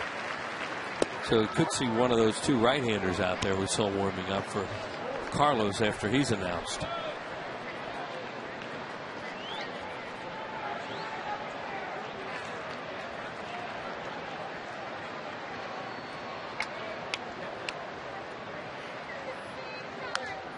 Straight back into the Hall of Fame club. Look out. That one ricocheted back up towards us. Did, and it still had some velocity on it when it went back into that area. Hit off in the front row. Yeah, some guy has some sore hands down here in the front row. Here comes another one. That one was lower. And people are turning around looking back up here and think, no, don't do that. Got the same hitter and the same pitcher.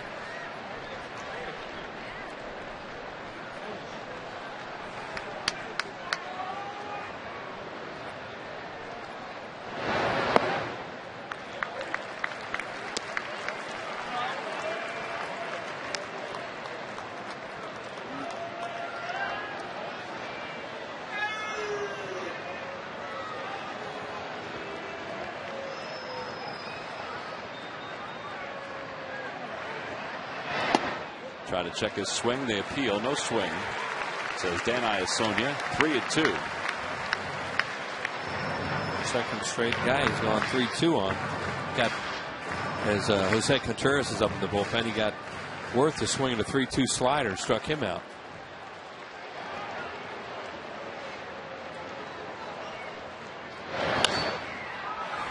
And a fly ball to shallow center. Uggla, the second baseman with the sunglasses on, dances around and makes the catch.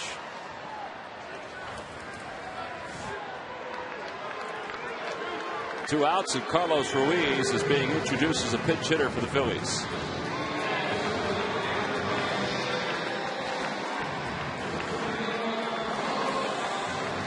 It looks like they're going to keep Bowman in there.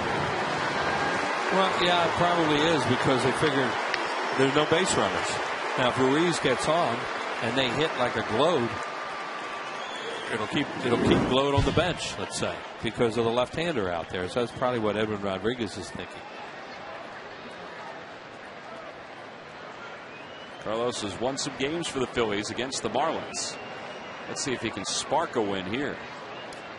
They just need something to get them, one hit into the 7th inning again. It's just amazing how often this happens.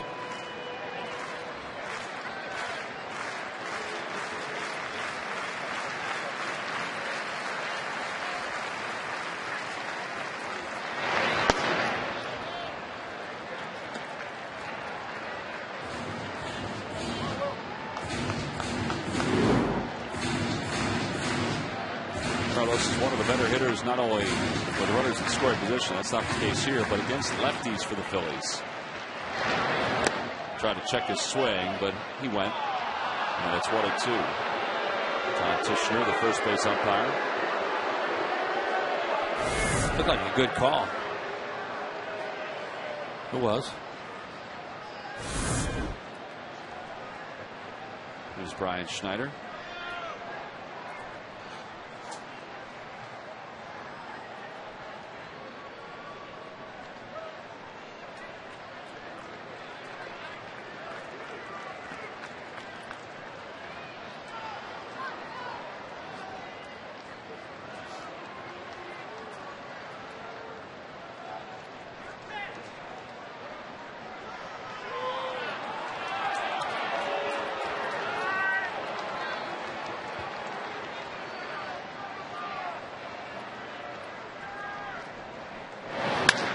Over to shortstop. Ramirez takes the big hop. And the side is retired. The Phillies go down in order again here in the 7th. 1, 2, 3. We go to the 8th. It's still 2-0. Marlins on top.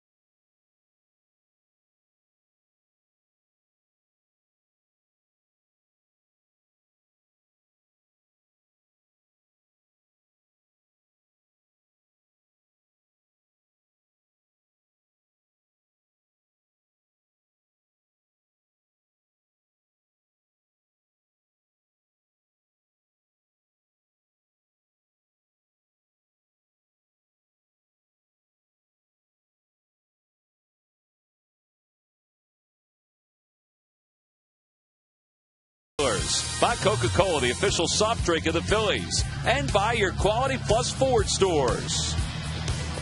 Oh, we go to the 8th, and the Phillies still trailing at 2-0. They managed only one hit, and that one hit for the Phils came back in the 2nd off the bat of Brian Schneider. Chad Durbin came on to get the final out in the 7th. Durbin and Bastardo did a nice job. In fact, the combination of David Herndon, Antonio Bastardo, and Chad Durbin have done the job so far in relief of Vance Worley. Worley wins 5 innings in his first major league start, allowed 6 hits and 2 runs, pitched well. He walked 1, struck out 5, but this has been a story not about the Phils pitching today, but about the offense, which has managed just 1 hit and just a handful of base runners. Phillies have lost 3 1-hitters. There's been 1 hit 3 times this year. You don't expect that today. Still have 2 at-bats to go and only down 2-0. Just saw Carlos Ruiz. He stays in the ball game after pinch hitting for Brian Schneider. Dan Uggla's the hitter. Uggla is 1 for 3 today and an RBI single back in the 1st. And it's 1 ball and 1 strike to him.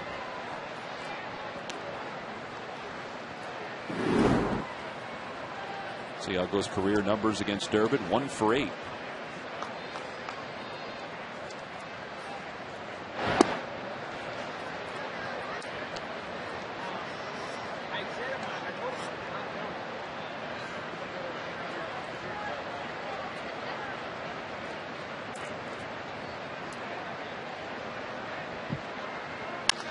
Over to third, under the glove of Polanco, and into foul territory. Labania is trying to get to it, but Uggla's going to be at second. That's going to be a leadoff double. Second hit of the afternoon for Uggla. And his 24th double of the year. This ball's hit hard. Polanco not playing the line at this point, and has, just can't get to it. And then when he deflects it and slows it up, easy double for Ugla. Probably would have been a double anyway, the way it was hit close to the line like that.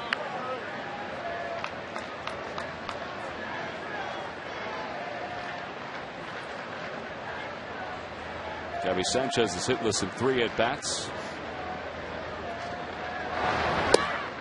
And that first pitch is over for a strike.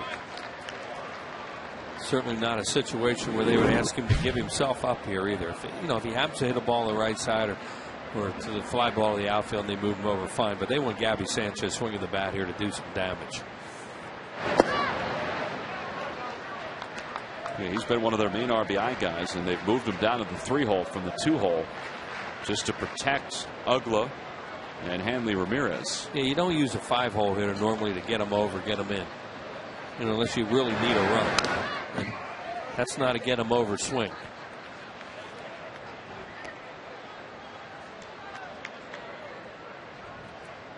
By the way, Wheels, you're mentioning that the Phillies have been one hit 3 times this year. They were one hit 3 times from 1994 to 2009 combined. Yeah, it's ridiculous, but it's the way it's been going, and they're a game out of first place. And a swing and a miss. That ball just kept on telling. Sanchez had something in his mind, and his mind couldn't slow up his swing. No, and his mind couldn't keep his backside in there either. Watch him pull off. Whoa! That is your classic pull off right there. Anybody who's ever tried to play this great game knows that feeling. That's embarrassing. Some learned it earlier than others. Some learned it real early that you better move on. This is not going to be a career. Chad Tracy 1 for 3, homered his first time up. Runner at second, 1 out. And it's 1 ball and no strikes. Tracy's 0 for 2 with 2 strikeouts against Durbin.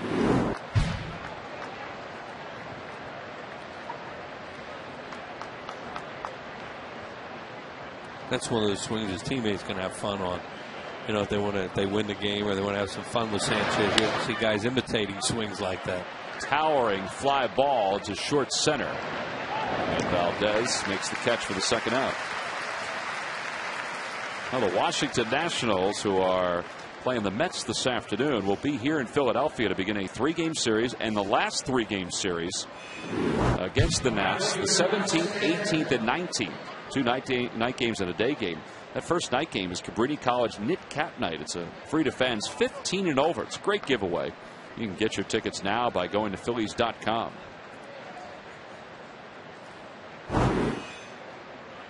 Phillies will end the year on the road in Atlanta. In fact, they have 6 left against the Braves. Braves have 18 games left against the National League East. 3 against the Pirates, 4 against the Cardinals. These Marlins have just 14 games left against the National League East. They have 4 against Pittsburgh, 3 against Milwaukee, and 3 against the Cubs.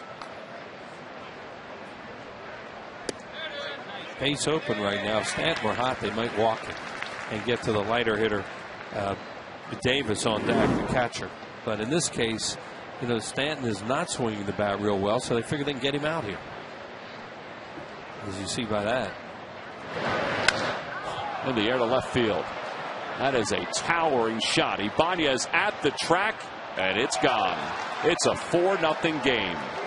Mike Stanton, a 2-run home run, his 16th of the year. He has been ice cold, and he has 2 hits this afternoon. Yeah, that's why they pitched to him there.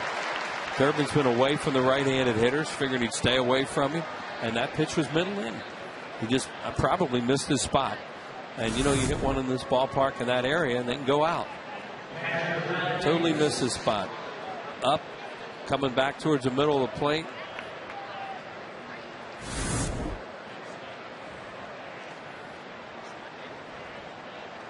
Well, it's a 4-0 lead now for the Marlins. And here is Davis, the number 8 hitter.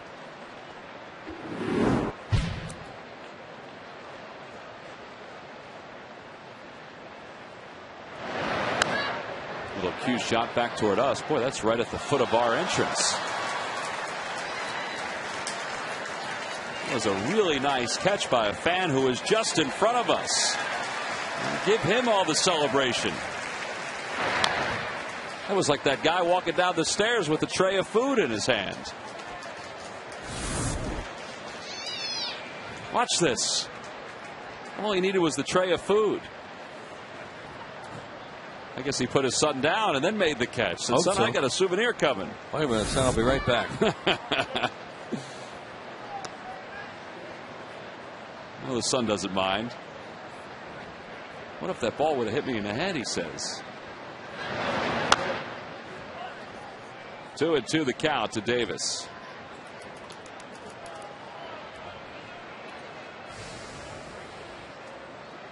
Well, this area up here has been pretty busy with foul balls this afternoon. Uh-oh. Here comes another one. That one was a little short of the Hall of Fame club.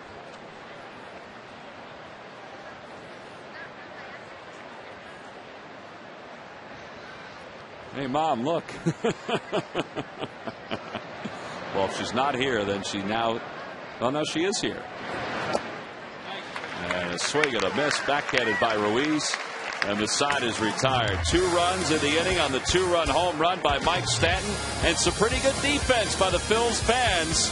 And a lot of smiles as well.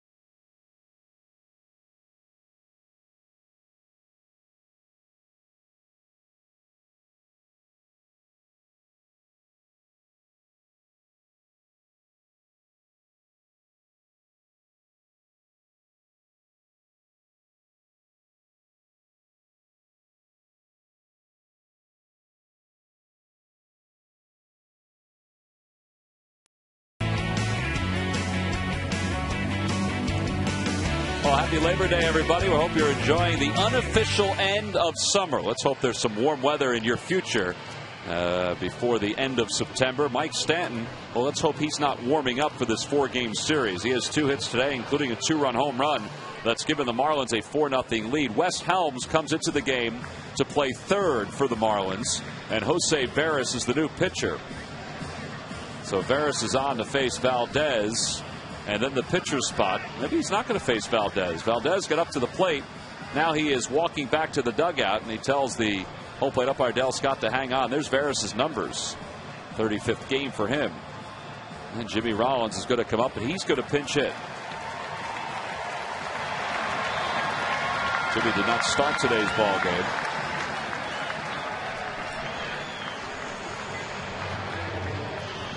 So Jimmy will pinch hit for Wilson Valdez. The Phillies need a spark. They trail it 4-0. Now there is good news out in Pittsburgh with the Braves and the Pirates. The Phillies not only want to get good news from Pittsburgh, but they want to make the news even better here in Philadelphia today. Pirates are winning that ball game 3-1. Mike Sigursky is up and loosening in the pen for the Phillies. Just added to the roster today.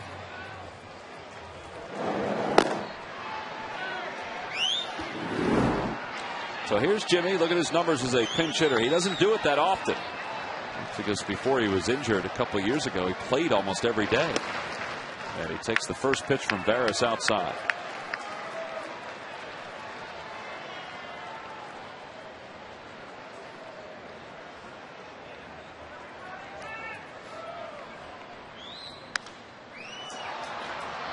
And Stanton, the right fielder, shading his eyes from the sun, records the first out.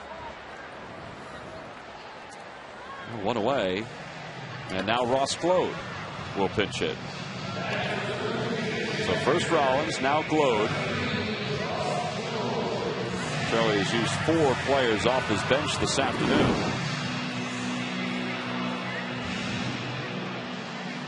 Glode, the former Marlin.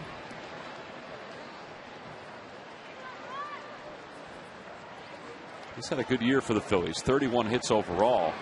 They had 6 home runs. And he takes a strike from Veras.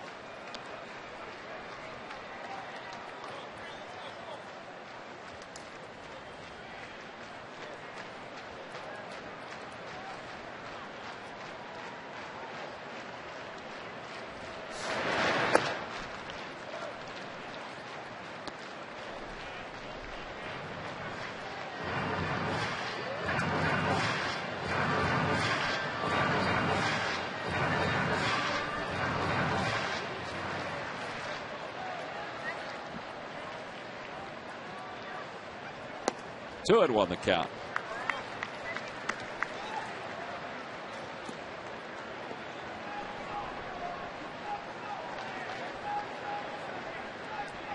Looked like Veras was just talking to himself out there.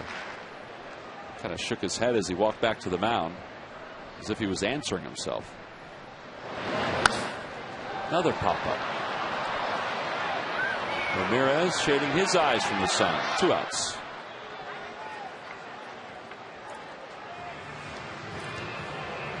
Host your next corporate or social event at Citizens Bank Park. The ballpark offers a variety of unique spaces and on-site catering. You can take advantage of all the ballpark has to offer, including tours, message board usage. Call the special events department at 215-218-5100 or log on to Phillies.com/special events for more details.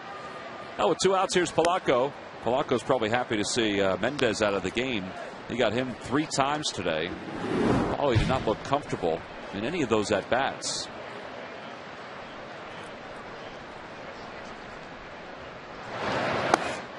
And it's 2-0.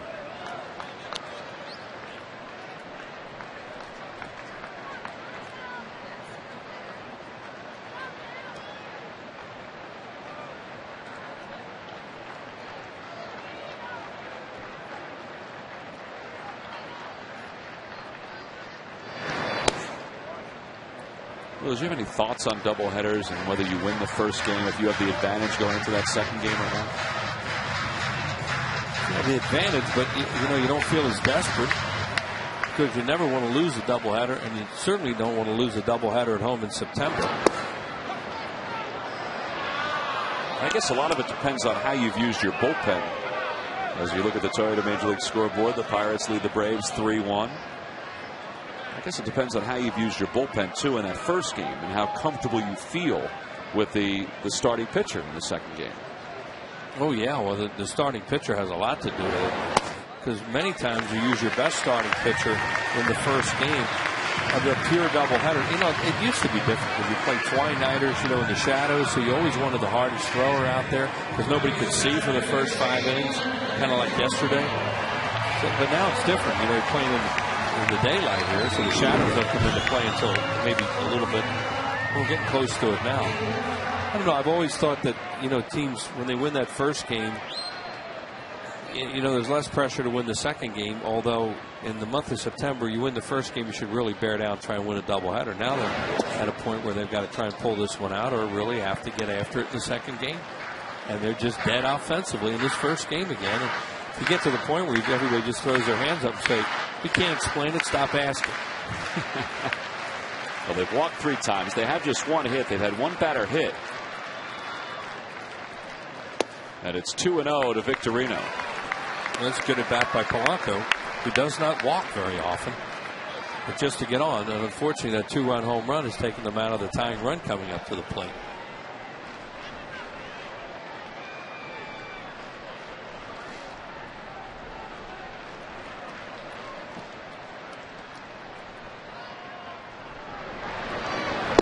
Victorino taking all the way, takes strike one. Yeah, Shane's trying to do the same thing now, especially now that you're down by 4 runs instead of 2. Try and get on base.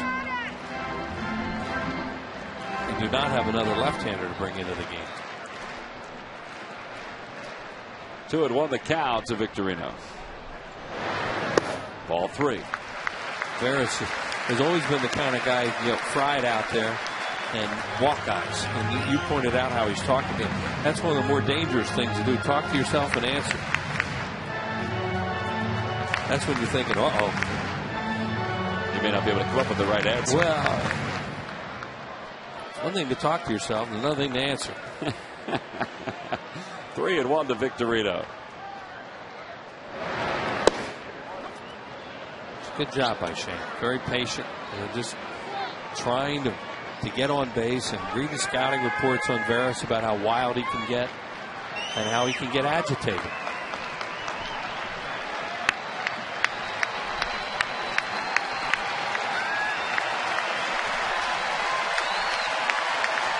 Polanco will be off and running on this pitch. There he goes. And a liner foul.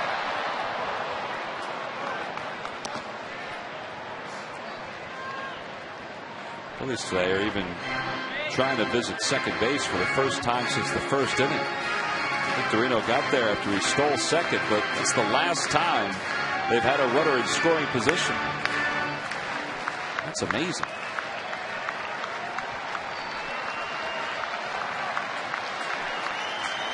Lead to the count to Shane. And he stays alive one more time.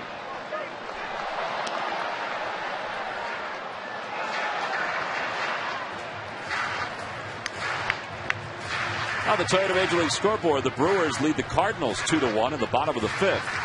Ricky Weeks a home run, an RBI on that homer, and a run scored, of course. Well, they are streaky. They won yesterday, so you figure they're going to win 4 more in a row. Since the All-Star break, the Brewers have only won 1 and then lost 1. And then won again once. Wow, that was it. Sounds like that stretch the Mets went through when they couldn't win 2 in a row for a long time. Yeah, that's 500 ball at its best, and the odds are you're going to be under 500 because you'll lose some. Yeah, they've won 4 in a row. They've lost 4 in a row. They've won 5 in a row. They've lost 4 in a row. Lost 5 in a row. 3-2 the count to Victorino. There goes the runner, and another foul ball. Well, Veras all of a sudden is throwing strikes, and they're close. You know, a couple of those pitches may not be strikes, but they're way too close to take, especially the way Dale Scott's opened the plate up in the last couple of innings. So they're making him work. Shane's making him work in this at bat. This will be the 10th pitch of this at bat for Shane. With a runner at first and 2 outs. Polanco's not being held on, so he gets a good start as this pitch comes to the plate. Ball 4, and the Phillies have 2 aboard.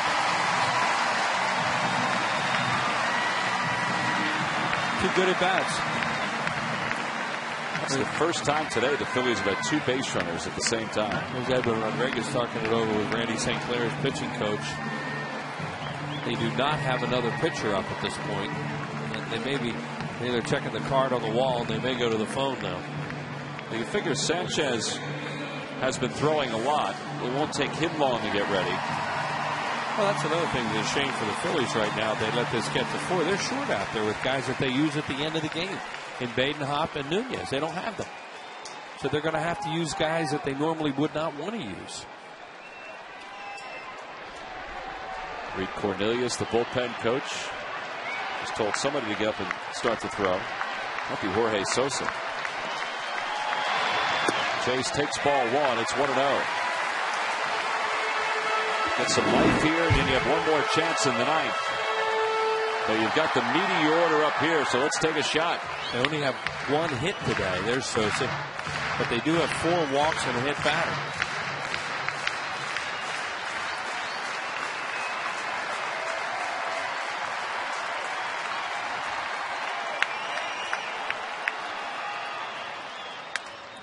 And Chase hits a towering fly ball to shallow left field. Logan Morrison comes in, makes the catch, and the side is retired. No runs, no hits, 2 men left. We have played 8 here in Philadelphia. The Phils still looking for a little offense.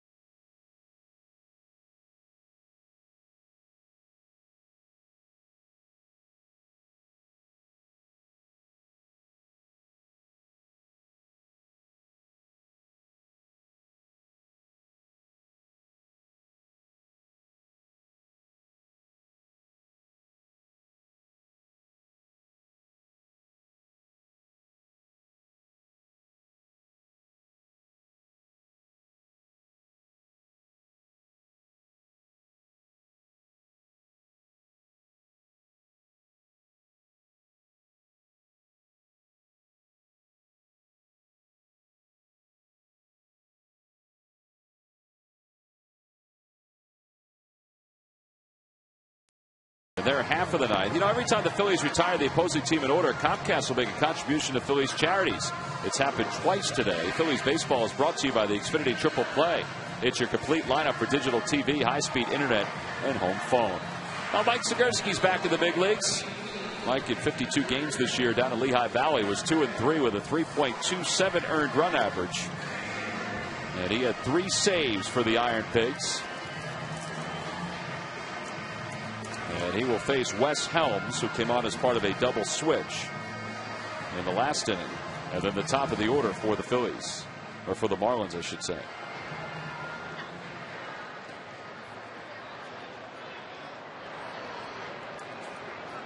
Looks like Clay Hensley is going to pitch the 9th inning for the Marlins, even though he threw a couple innings yesterday for Florida. He said they was the guy, they felt he would be the guy that would close for them, even though this is not a safe situation. They don't want to let this get away.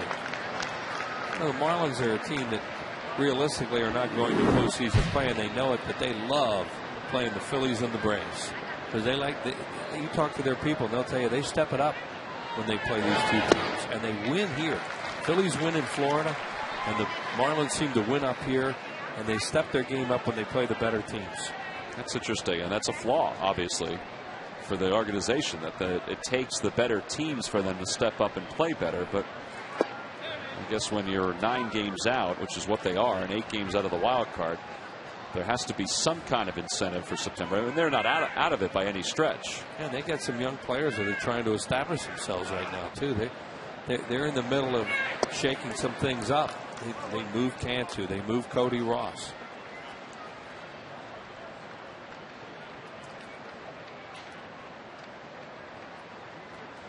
To the count to Helms, the former Philly, who is 2 for 15 against the Phillies this year.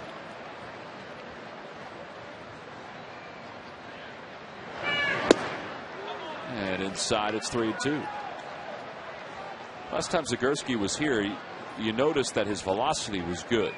His command was off a little bit, but his velocity was good. And after all the arm problems and leg problems he's had the last couple of years, that's a good thing. And there's ball 4.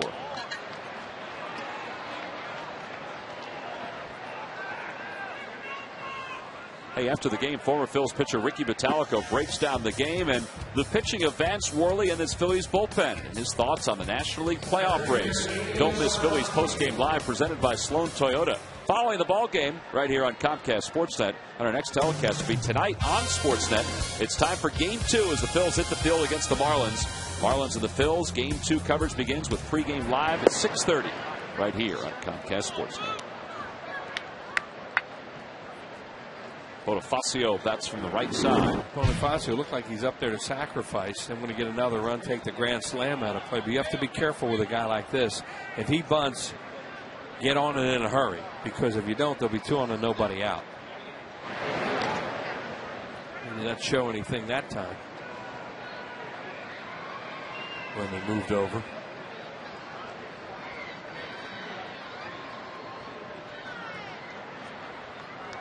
Phillies of the defense set up in double play depth. Bonifacio bunts toward first. It is a foul ball. So if they want him to sacrifice, that's not a good effort. If he's up there to bunt for a base hit on his own, okay. But if you sacrifice, you turn around. There's a reason it's called sacrifice, because you give yourself up. That's not giving yourself up. That's trying to get a base hit. And you know that will take managers and just make them a little annoyed. Now he's swinging away. It's 1-2. Yeah, he just took it off. It's like, all right, you won't do it right, then you know why even deal with this right now? I'll deal with you later.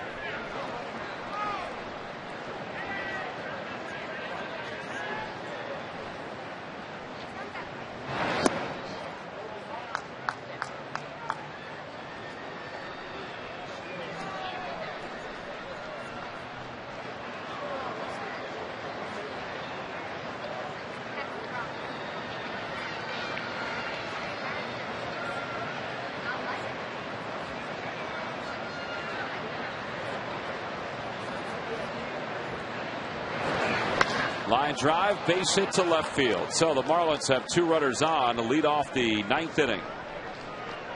Second hit for Bonifacio. Right, and there you go. That happens so many times too. You have a guy up in a bunt situation, he doesn't get the bunt down, then he gets a hit. Well, it's funny, you know, Ken Mako, who's the manager of the Brewers, was talking about Alcides Escobar the other day, and he was mentioning how Escobar a lot of times will show bunt on the first pitch and then pull the bat back and take it for a strike. And he would be down 0-1. So Ken was saying that, you know, that they brought him in. They told him, hey, listen, don't show bunt and take that pitch. You're in a hole all the time. And he said, okay, I appreciate the advice. He went up there the first game he played, and he showed bunt and took a pitch for a strike. So I guess you could tell guys over and over again, but you know, sometimes it just doesn't sink in. That's well put. Kind of like children, I guess. I guess that would be true. Not having been a father, but I hear you guys talk about it enough, so you know that. Swing and a miss. It's 1-1. The bottom line is, in baseball and sports and life, some people get it and some don't. And some players are just normal people. And some get it and learn how to play, and it sinks in, and others, they never get it.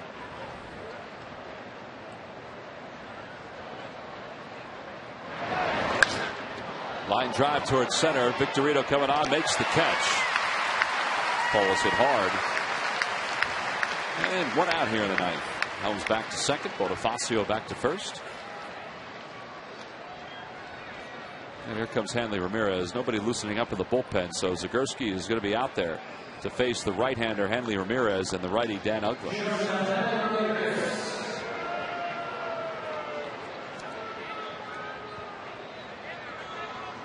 There is bullpen action for the Marlins. What did Hanley Ramirez do to get booed like that?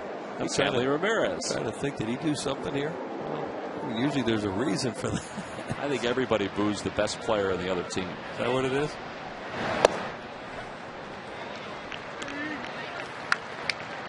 Maybe they got some Freddie Gonzalez fans here.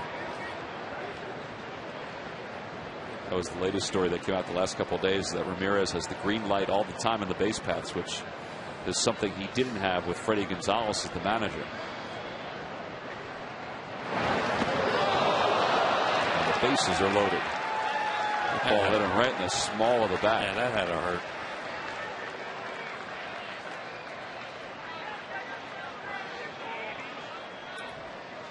I guess he's just going to keep on going. Oh no, he stopped at the top of the stairs. I thought he was going to keep going down the stairs and into the clubhouse.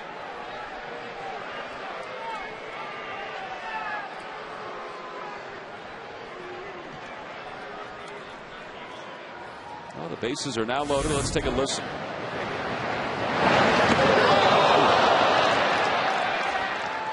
Yeah, that hurt.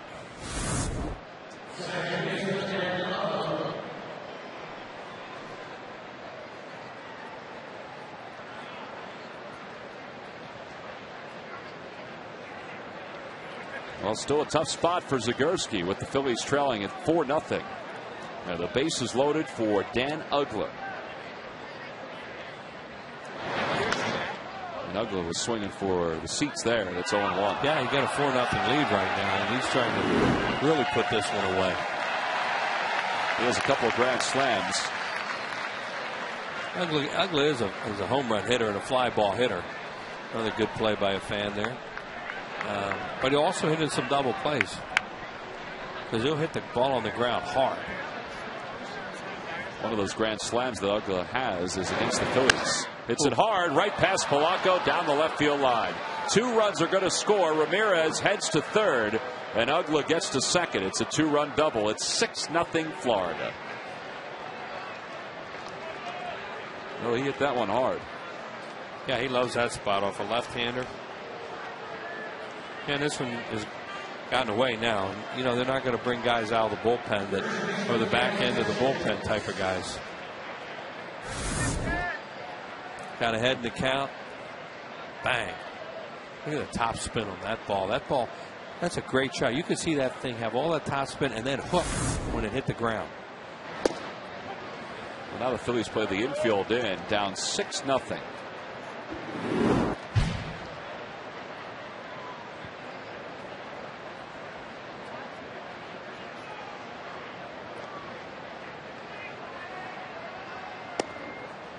One ball, 1 strike to count to Sanchez.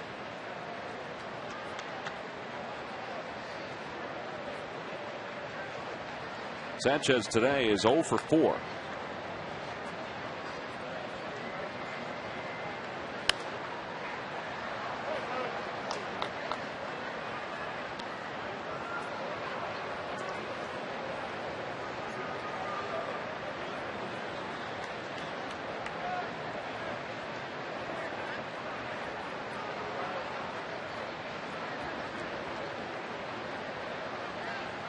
Well, Nate Robertson's gotten up to start throwing in the pen for the Phillies.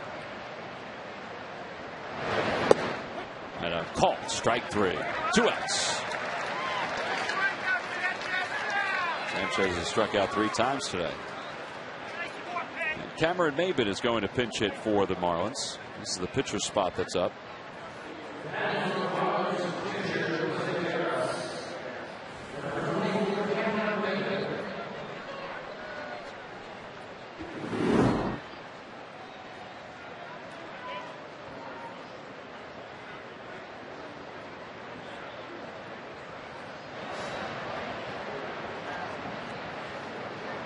Maybin this year is hitting .233, 7 home runs, 23 RBIs. He made a well of a catch yesterday with the bases loaded and really saved the game. You know, the Marlins gave up 2 runs on this ball that he caught where he went over the center field fence because the Braves had both runners, had the runners from second and third score on the sac fly. And there's another hit batter. And the bases are loaded again.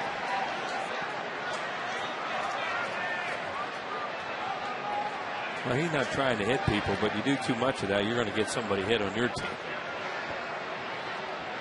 Here comes Charlie. That's going to be it. I think Robertson's going to come in. Yeah, you know, because sooner or later you're going to get somebody clumped.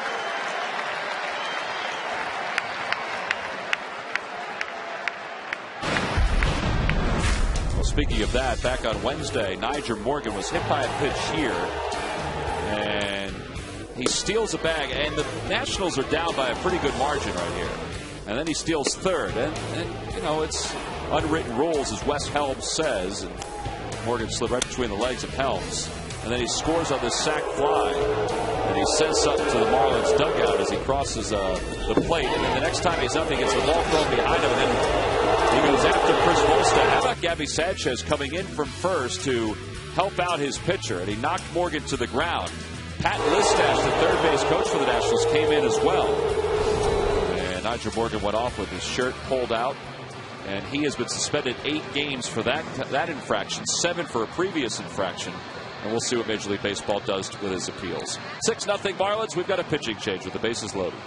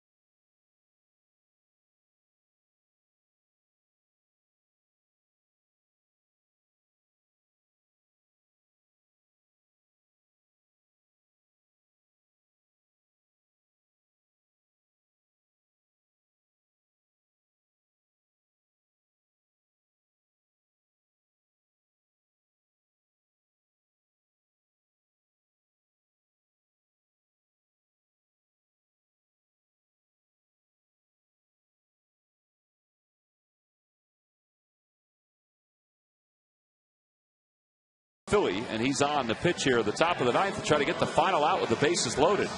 Robertson had a pretty good career with the Tigers, went to the World Series with them, was let go at spring training this year, and then was picked up by the Marlins in a trade. And you see his numbers at Lehigh Valley.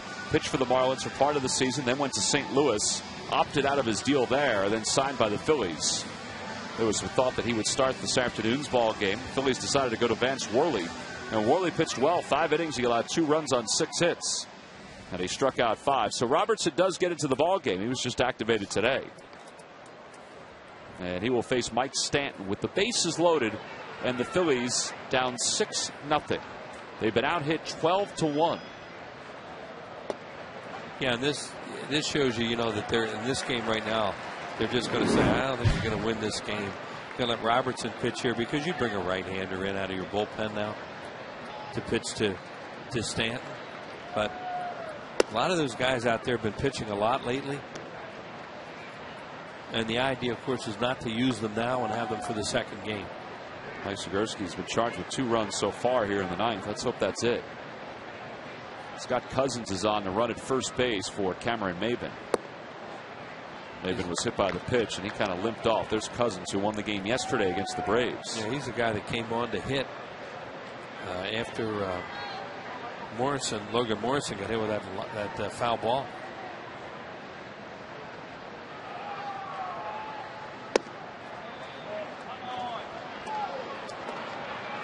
Dale Scott has been consistent with that low pitch today. He hasn't given it to any of the pitchers. And now it's 3-1 to Stanton. With nowhere to put him. He swung the ball 4. That's a good thing for the Phillies. And now it's 3-2.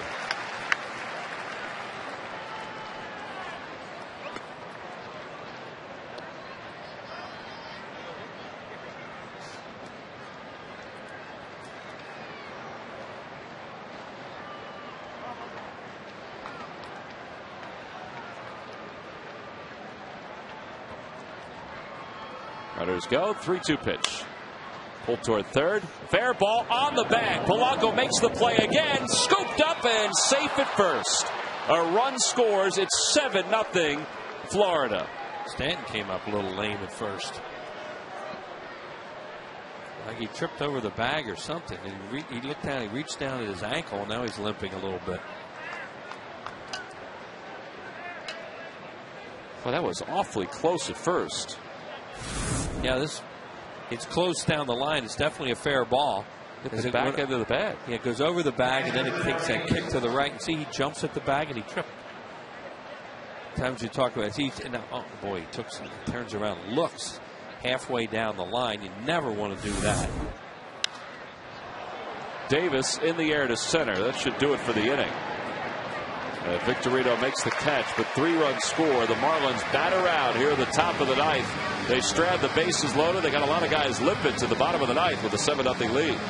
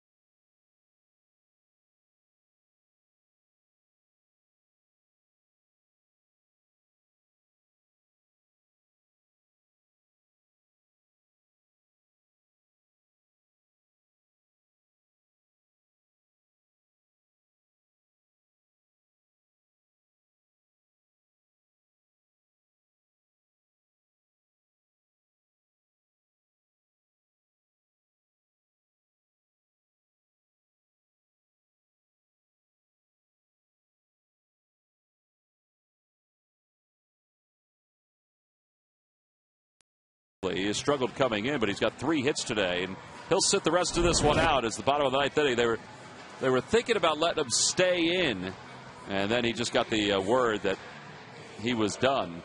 And Scott Cousins, who came on to pinch run for Cameron Maben, will stay in the game to play right field. So the Marlins have cleared out most of their bench, and now they're clearing out some of the young arms in the bullpen. Here's Jose Seta, who is the new pitcher for the Marlins. He's huge. He's a big dude. Yeah, that's a big guy. Seta is a Venezuelan from, I believe it was Managua. 34 games down in the minors, 6 saves, 4-1 record. He does look a little bit like Armando Benitez. He does look like Armando Benitez. Yeah. Think he can give up a 7-run lead? The way they've been swinging it today, no. Phillies have managed just 1 hit.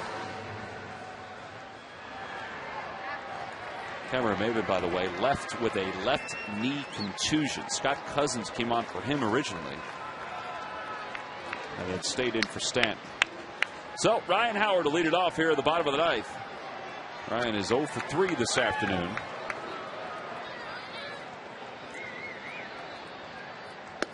And a fastball up and in, 1 ball and no strikes. It'll be Ryan, Jason Worth, and Raul Ibanez here in the bottom of the 9th.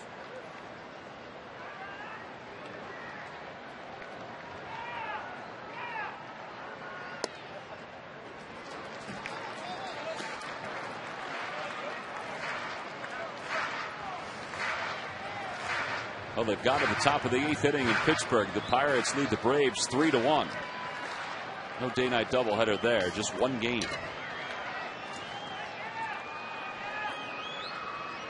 3-0.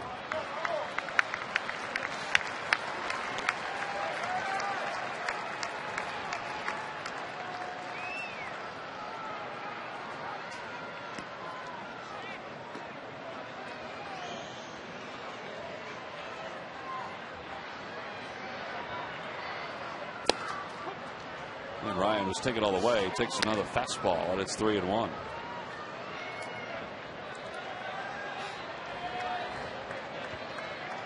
Wheels, how about today? The Marlins are 4 for 16 with runners in scoring position. And lead 7-0. Ryan hits it in the air to right field. Pretty well hit. Cousins going back. It's off the base of the scoreboard, and he shoots away from Bonifacio. Ryan will stop at second as that throw goes into no man's land. It's a leadoff double here in the bottom of the 9th.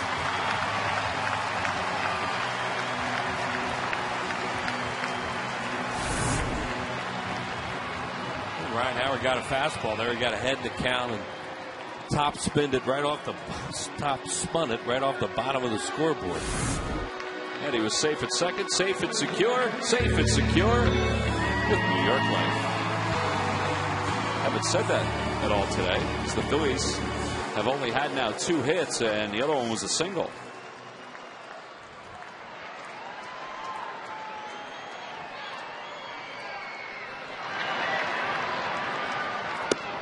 Jason takes a fastball for strike 1. Shadows are creeping out toward the mound. We talked about that yesterday at this time of day.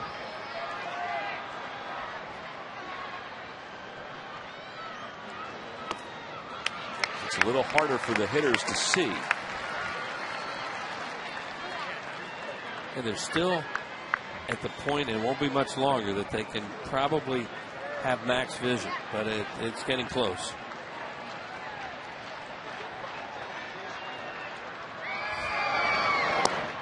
One and 2 the count. You know, pitch recognition there. He's swinging fastball and got a slider.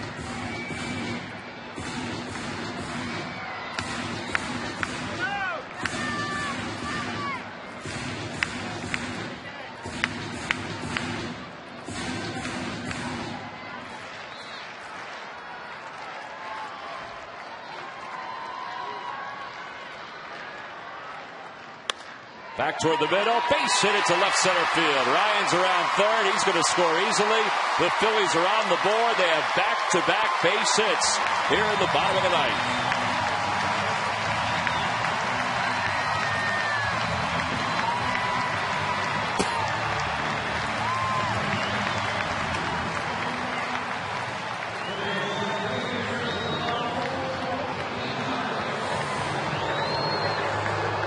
Well, they haven't made the Marlins staff feel itchy just yet, but maybe a few more base runners and a couple of runs and get something rolling here in the ninth. Yeah, they don't want to get any. We mentioned they're shorthanded at the back end of their bullpen with guys I think can get people out. So they're going to Sada right here to think, well, he can preserve a 7-run lead. Well, in this ballpark, you never know. And they may have to get Hensley back up again. There's Hensley. Because he's the one guy they have left that they, as a back end type of the bullpen guy that they can count on. 2 balls, no strikes, the count. Already St. Clair is going to come out to the mound and join Brad Davis. Dan Uggla comes in as well. Oh, a reminder that after the ballgame, you can join Ricky Metallico for Phillies postgame live. He'll recap Vance Worley's outing today and what the Phillies offense has done so far. Don't miss Phillies postgame live, presented by Sloan Toyota. That's after the game right here on Comcast Sportsnet. With Ricky Bowe and Amy Fadul breaking it down.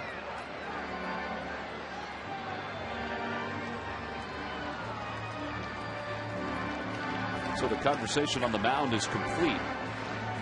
And Ibanez ahead 2 balls and no strikes.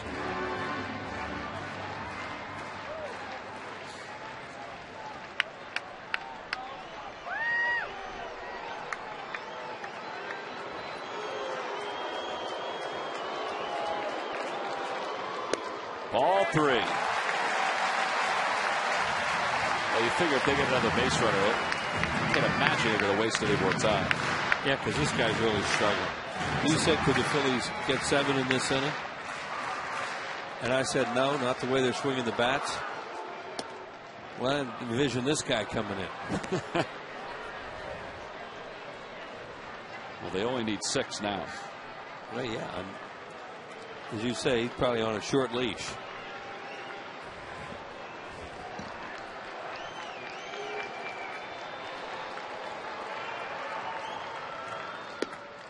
There's ball 4. And the Phillies have 2 on. Edwin Rodriguez has not moved just yet. Maybe they'll give him another batter. No, he's up. He's stirring. Make sure he's ready. They don't have a hat tipper out there, I guess, so they're going to use the phone to make sure he's ready. As I said, he's ready. He's been warming up He's warmed up a couple of different times. A lot of times, they just like Mick's out there. Bill Meyer, he'll just lift the hat up. That's the way they did it in the minor leagues. Yeah. They don't have phones in the minor leagues, so they got to tip the hat. They do in some places, but not everywhere. Do they work? Sometimes they do. Sometimes they don't. Oh, Edwin Rodriguez just signaled to Clay Hensley. So we've got a pitching change here in the bottom of the ninth. The Phils have 2 aboard and nobody out. We'll be back.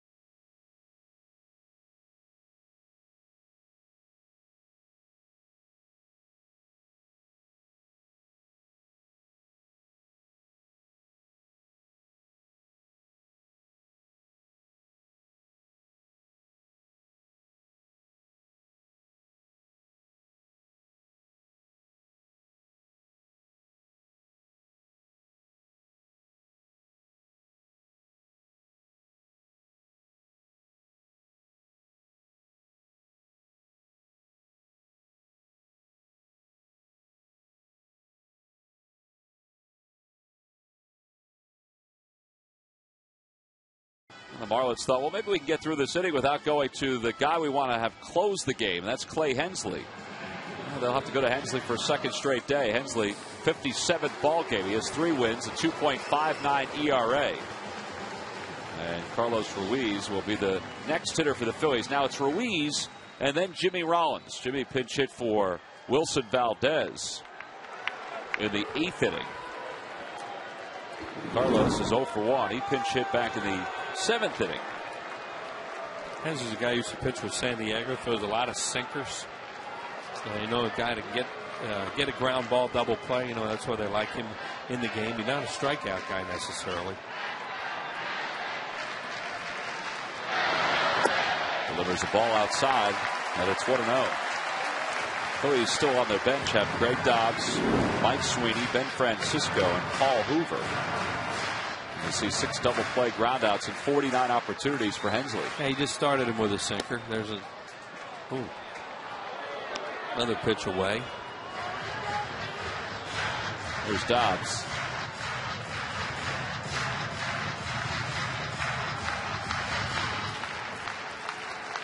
One and 1 the count. Back toward the middle. Ramirez has it, bobbles, flips, there's 1, and they still get 2. There's his double play. That's what Hensley does. He's always been very good at throwing ground balls, and somehow they get 2 out of that. So he's almost got a huge break, and they got nobody. But, you know, Carlos doesn't run all that well, so once he fumbles it there, and Ugly did a great job using the bag for protection. Look how he tags the bag, backs up, and that way the runner can't get to him and disrupt it.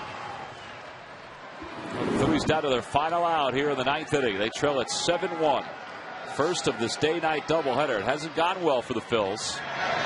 And Jimmy takes one for a strike. It's 0-1.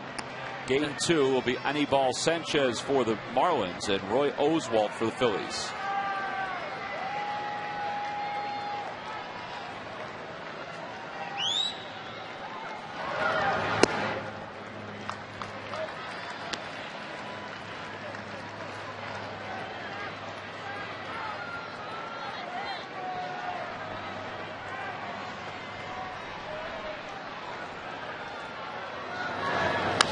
Back toward the middle, and that should do it. Hensley's got it, and that's the ball game. The Phils today managed 3 hits and 1 run against Edwin Rodriguez's Florida Marlins, and the Marlins continue to play well here at Citizens Bank Park, and they hand the Phils a 7-1 setback in Game 1 of the day-night doubleheader. Dan Ugla is the Chevrolet player of the game. 3 hits, 3 RBIs, a couple doubles this afternoon in helping the Marlins to the victory. In fact, he had the first RBI of the day, and it came in the 1st inning. So 2 rookies went at it this afternoon here at Citizens Bank Park, and the Marlins got the better of the Phils, and there are the standings of the National League East. The Phillies are a game and a half behind the Braves, but the Braves are trailing in the 8th inning against the Pirates 3-1. The Phillies lead in the wild card is at a game and a half over the Giants, who are in Arizona.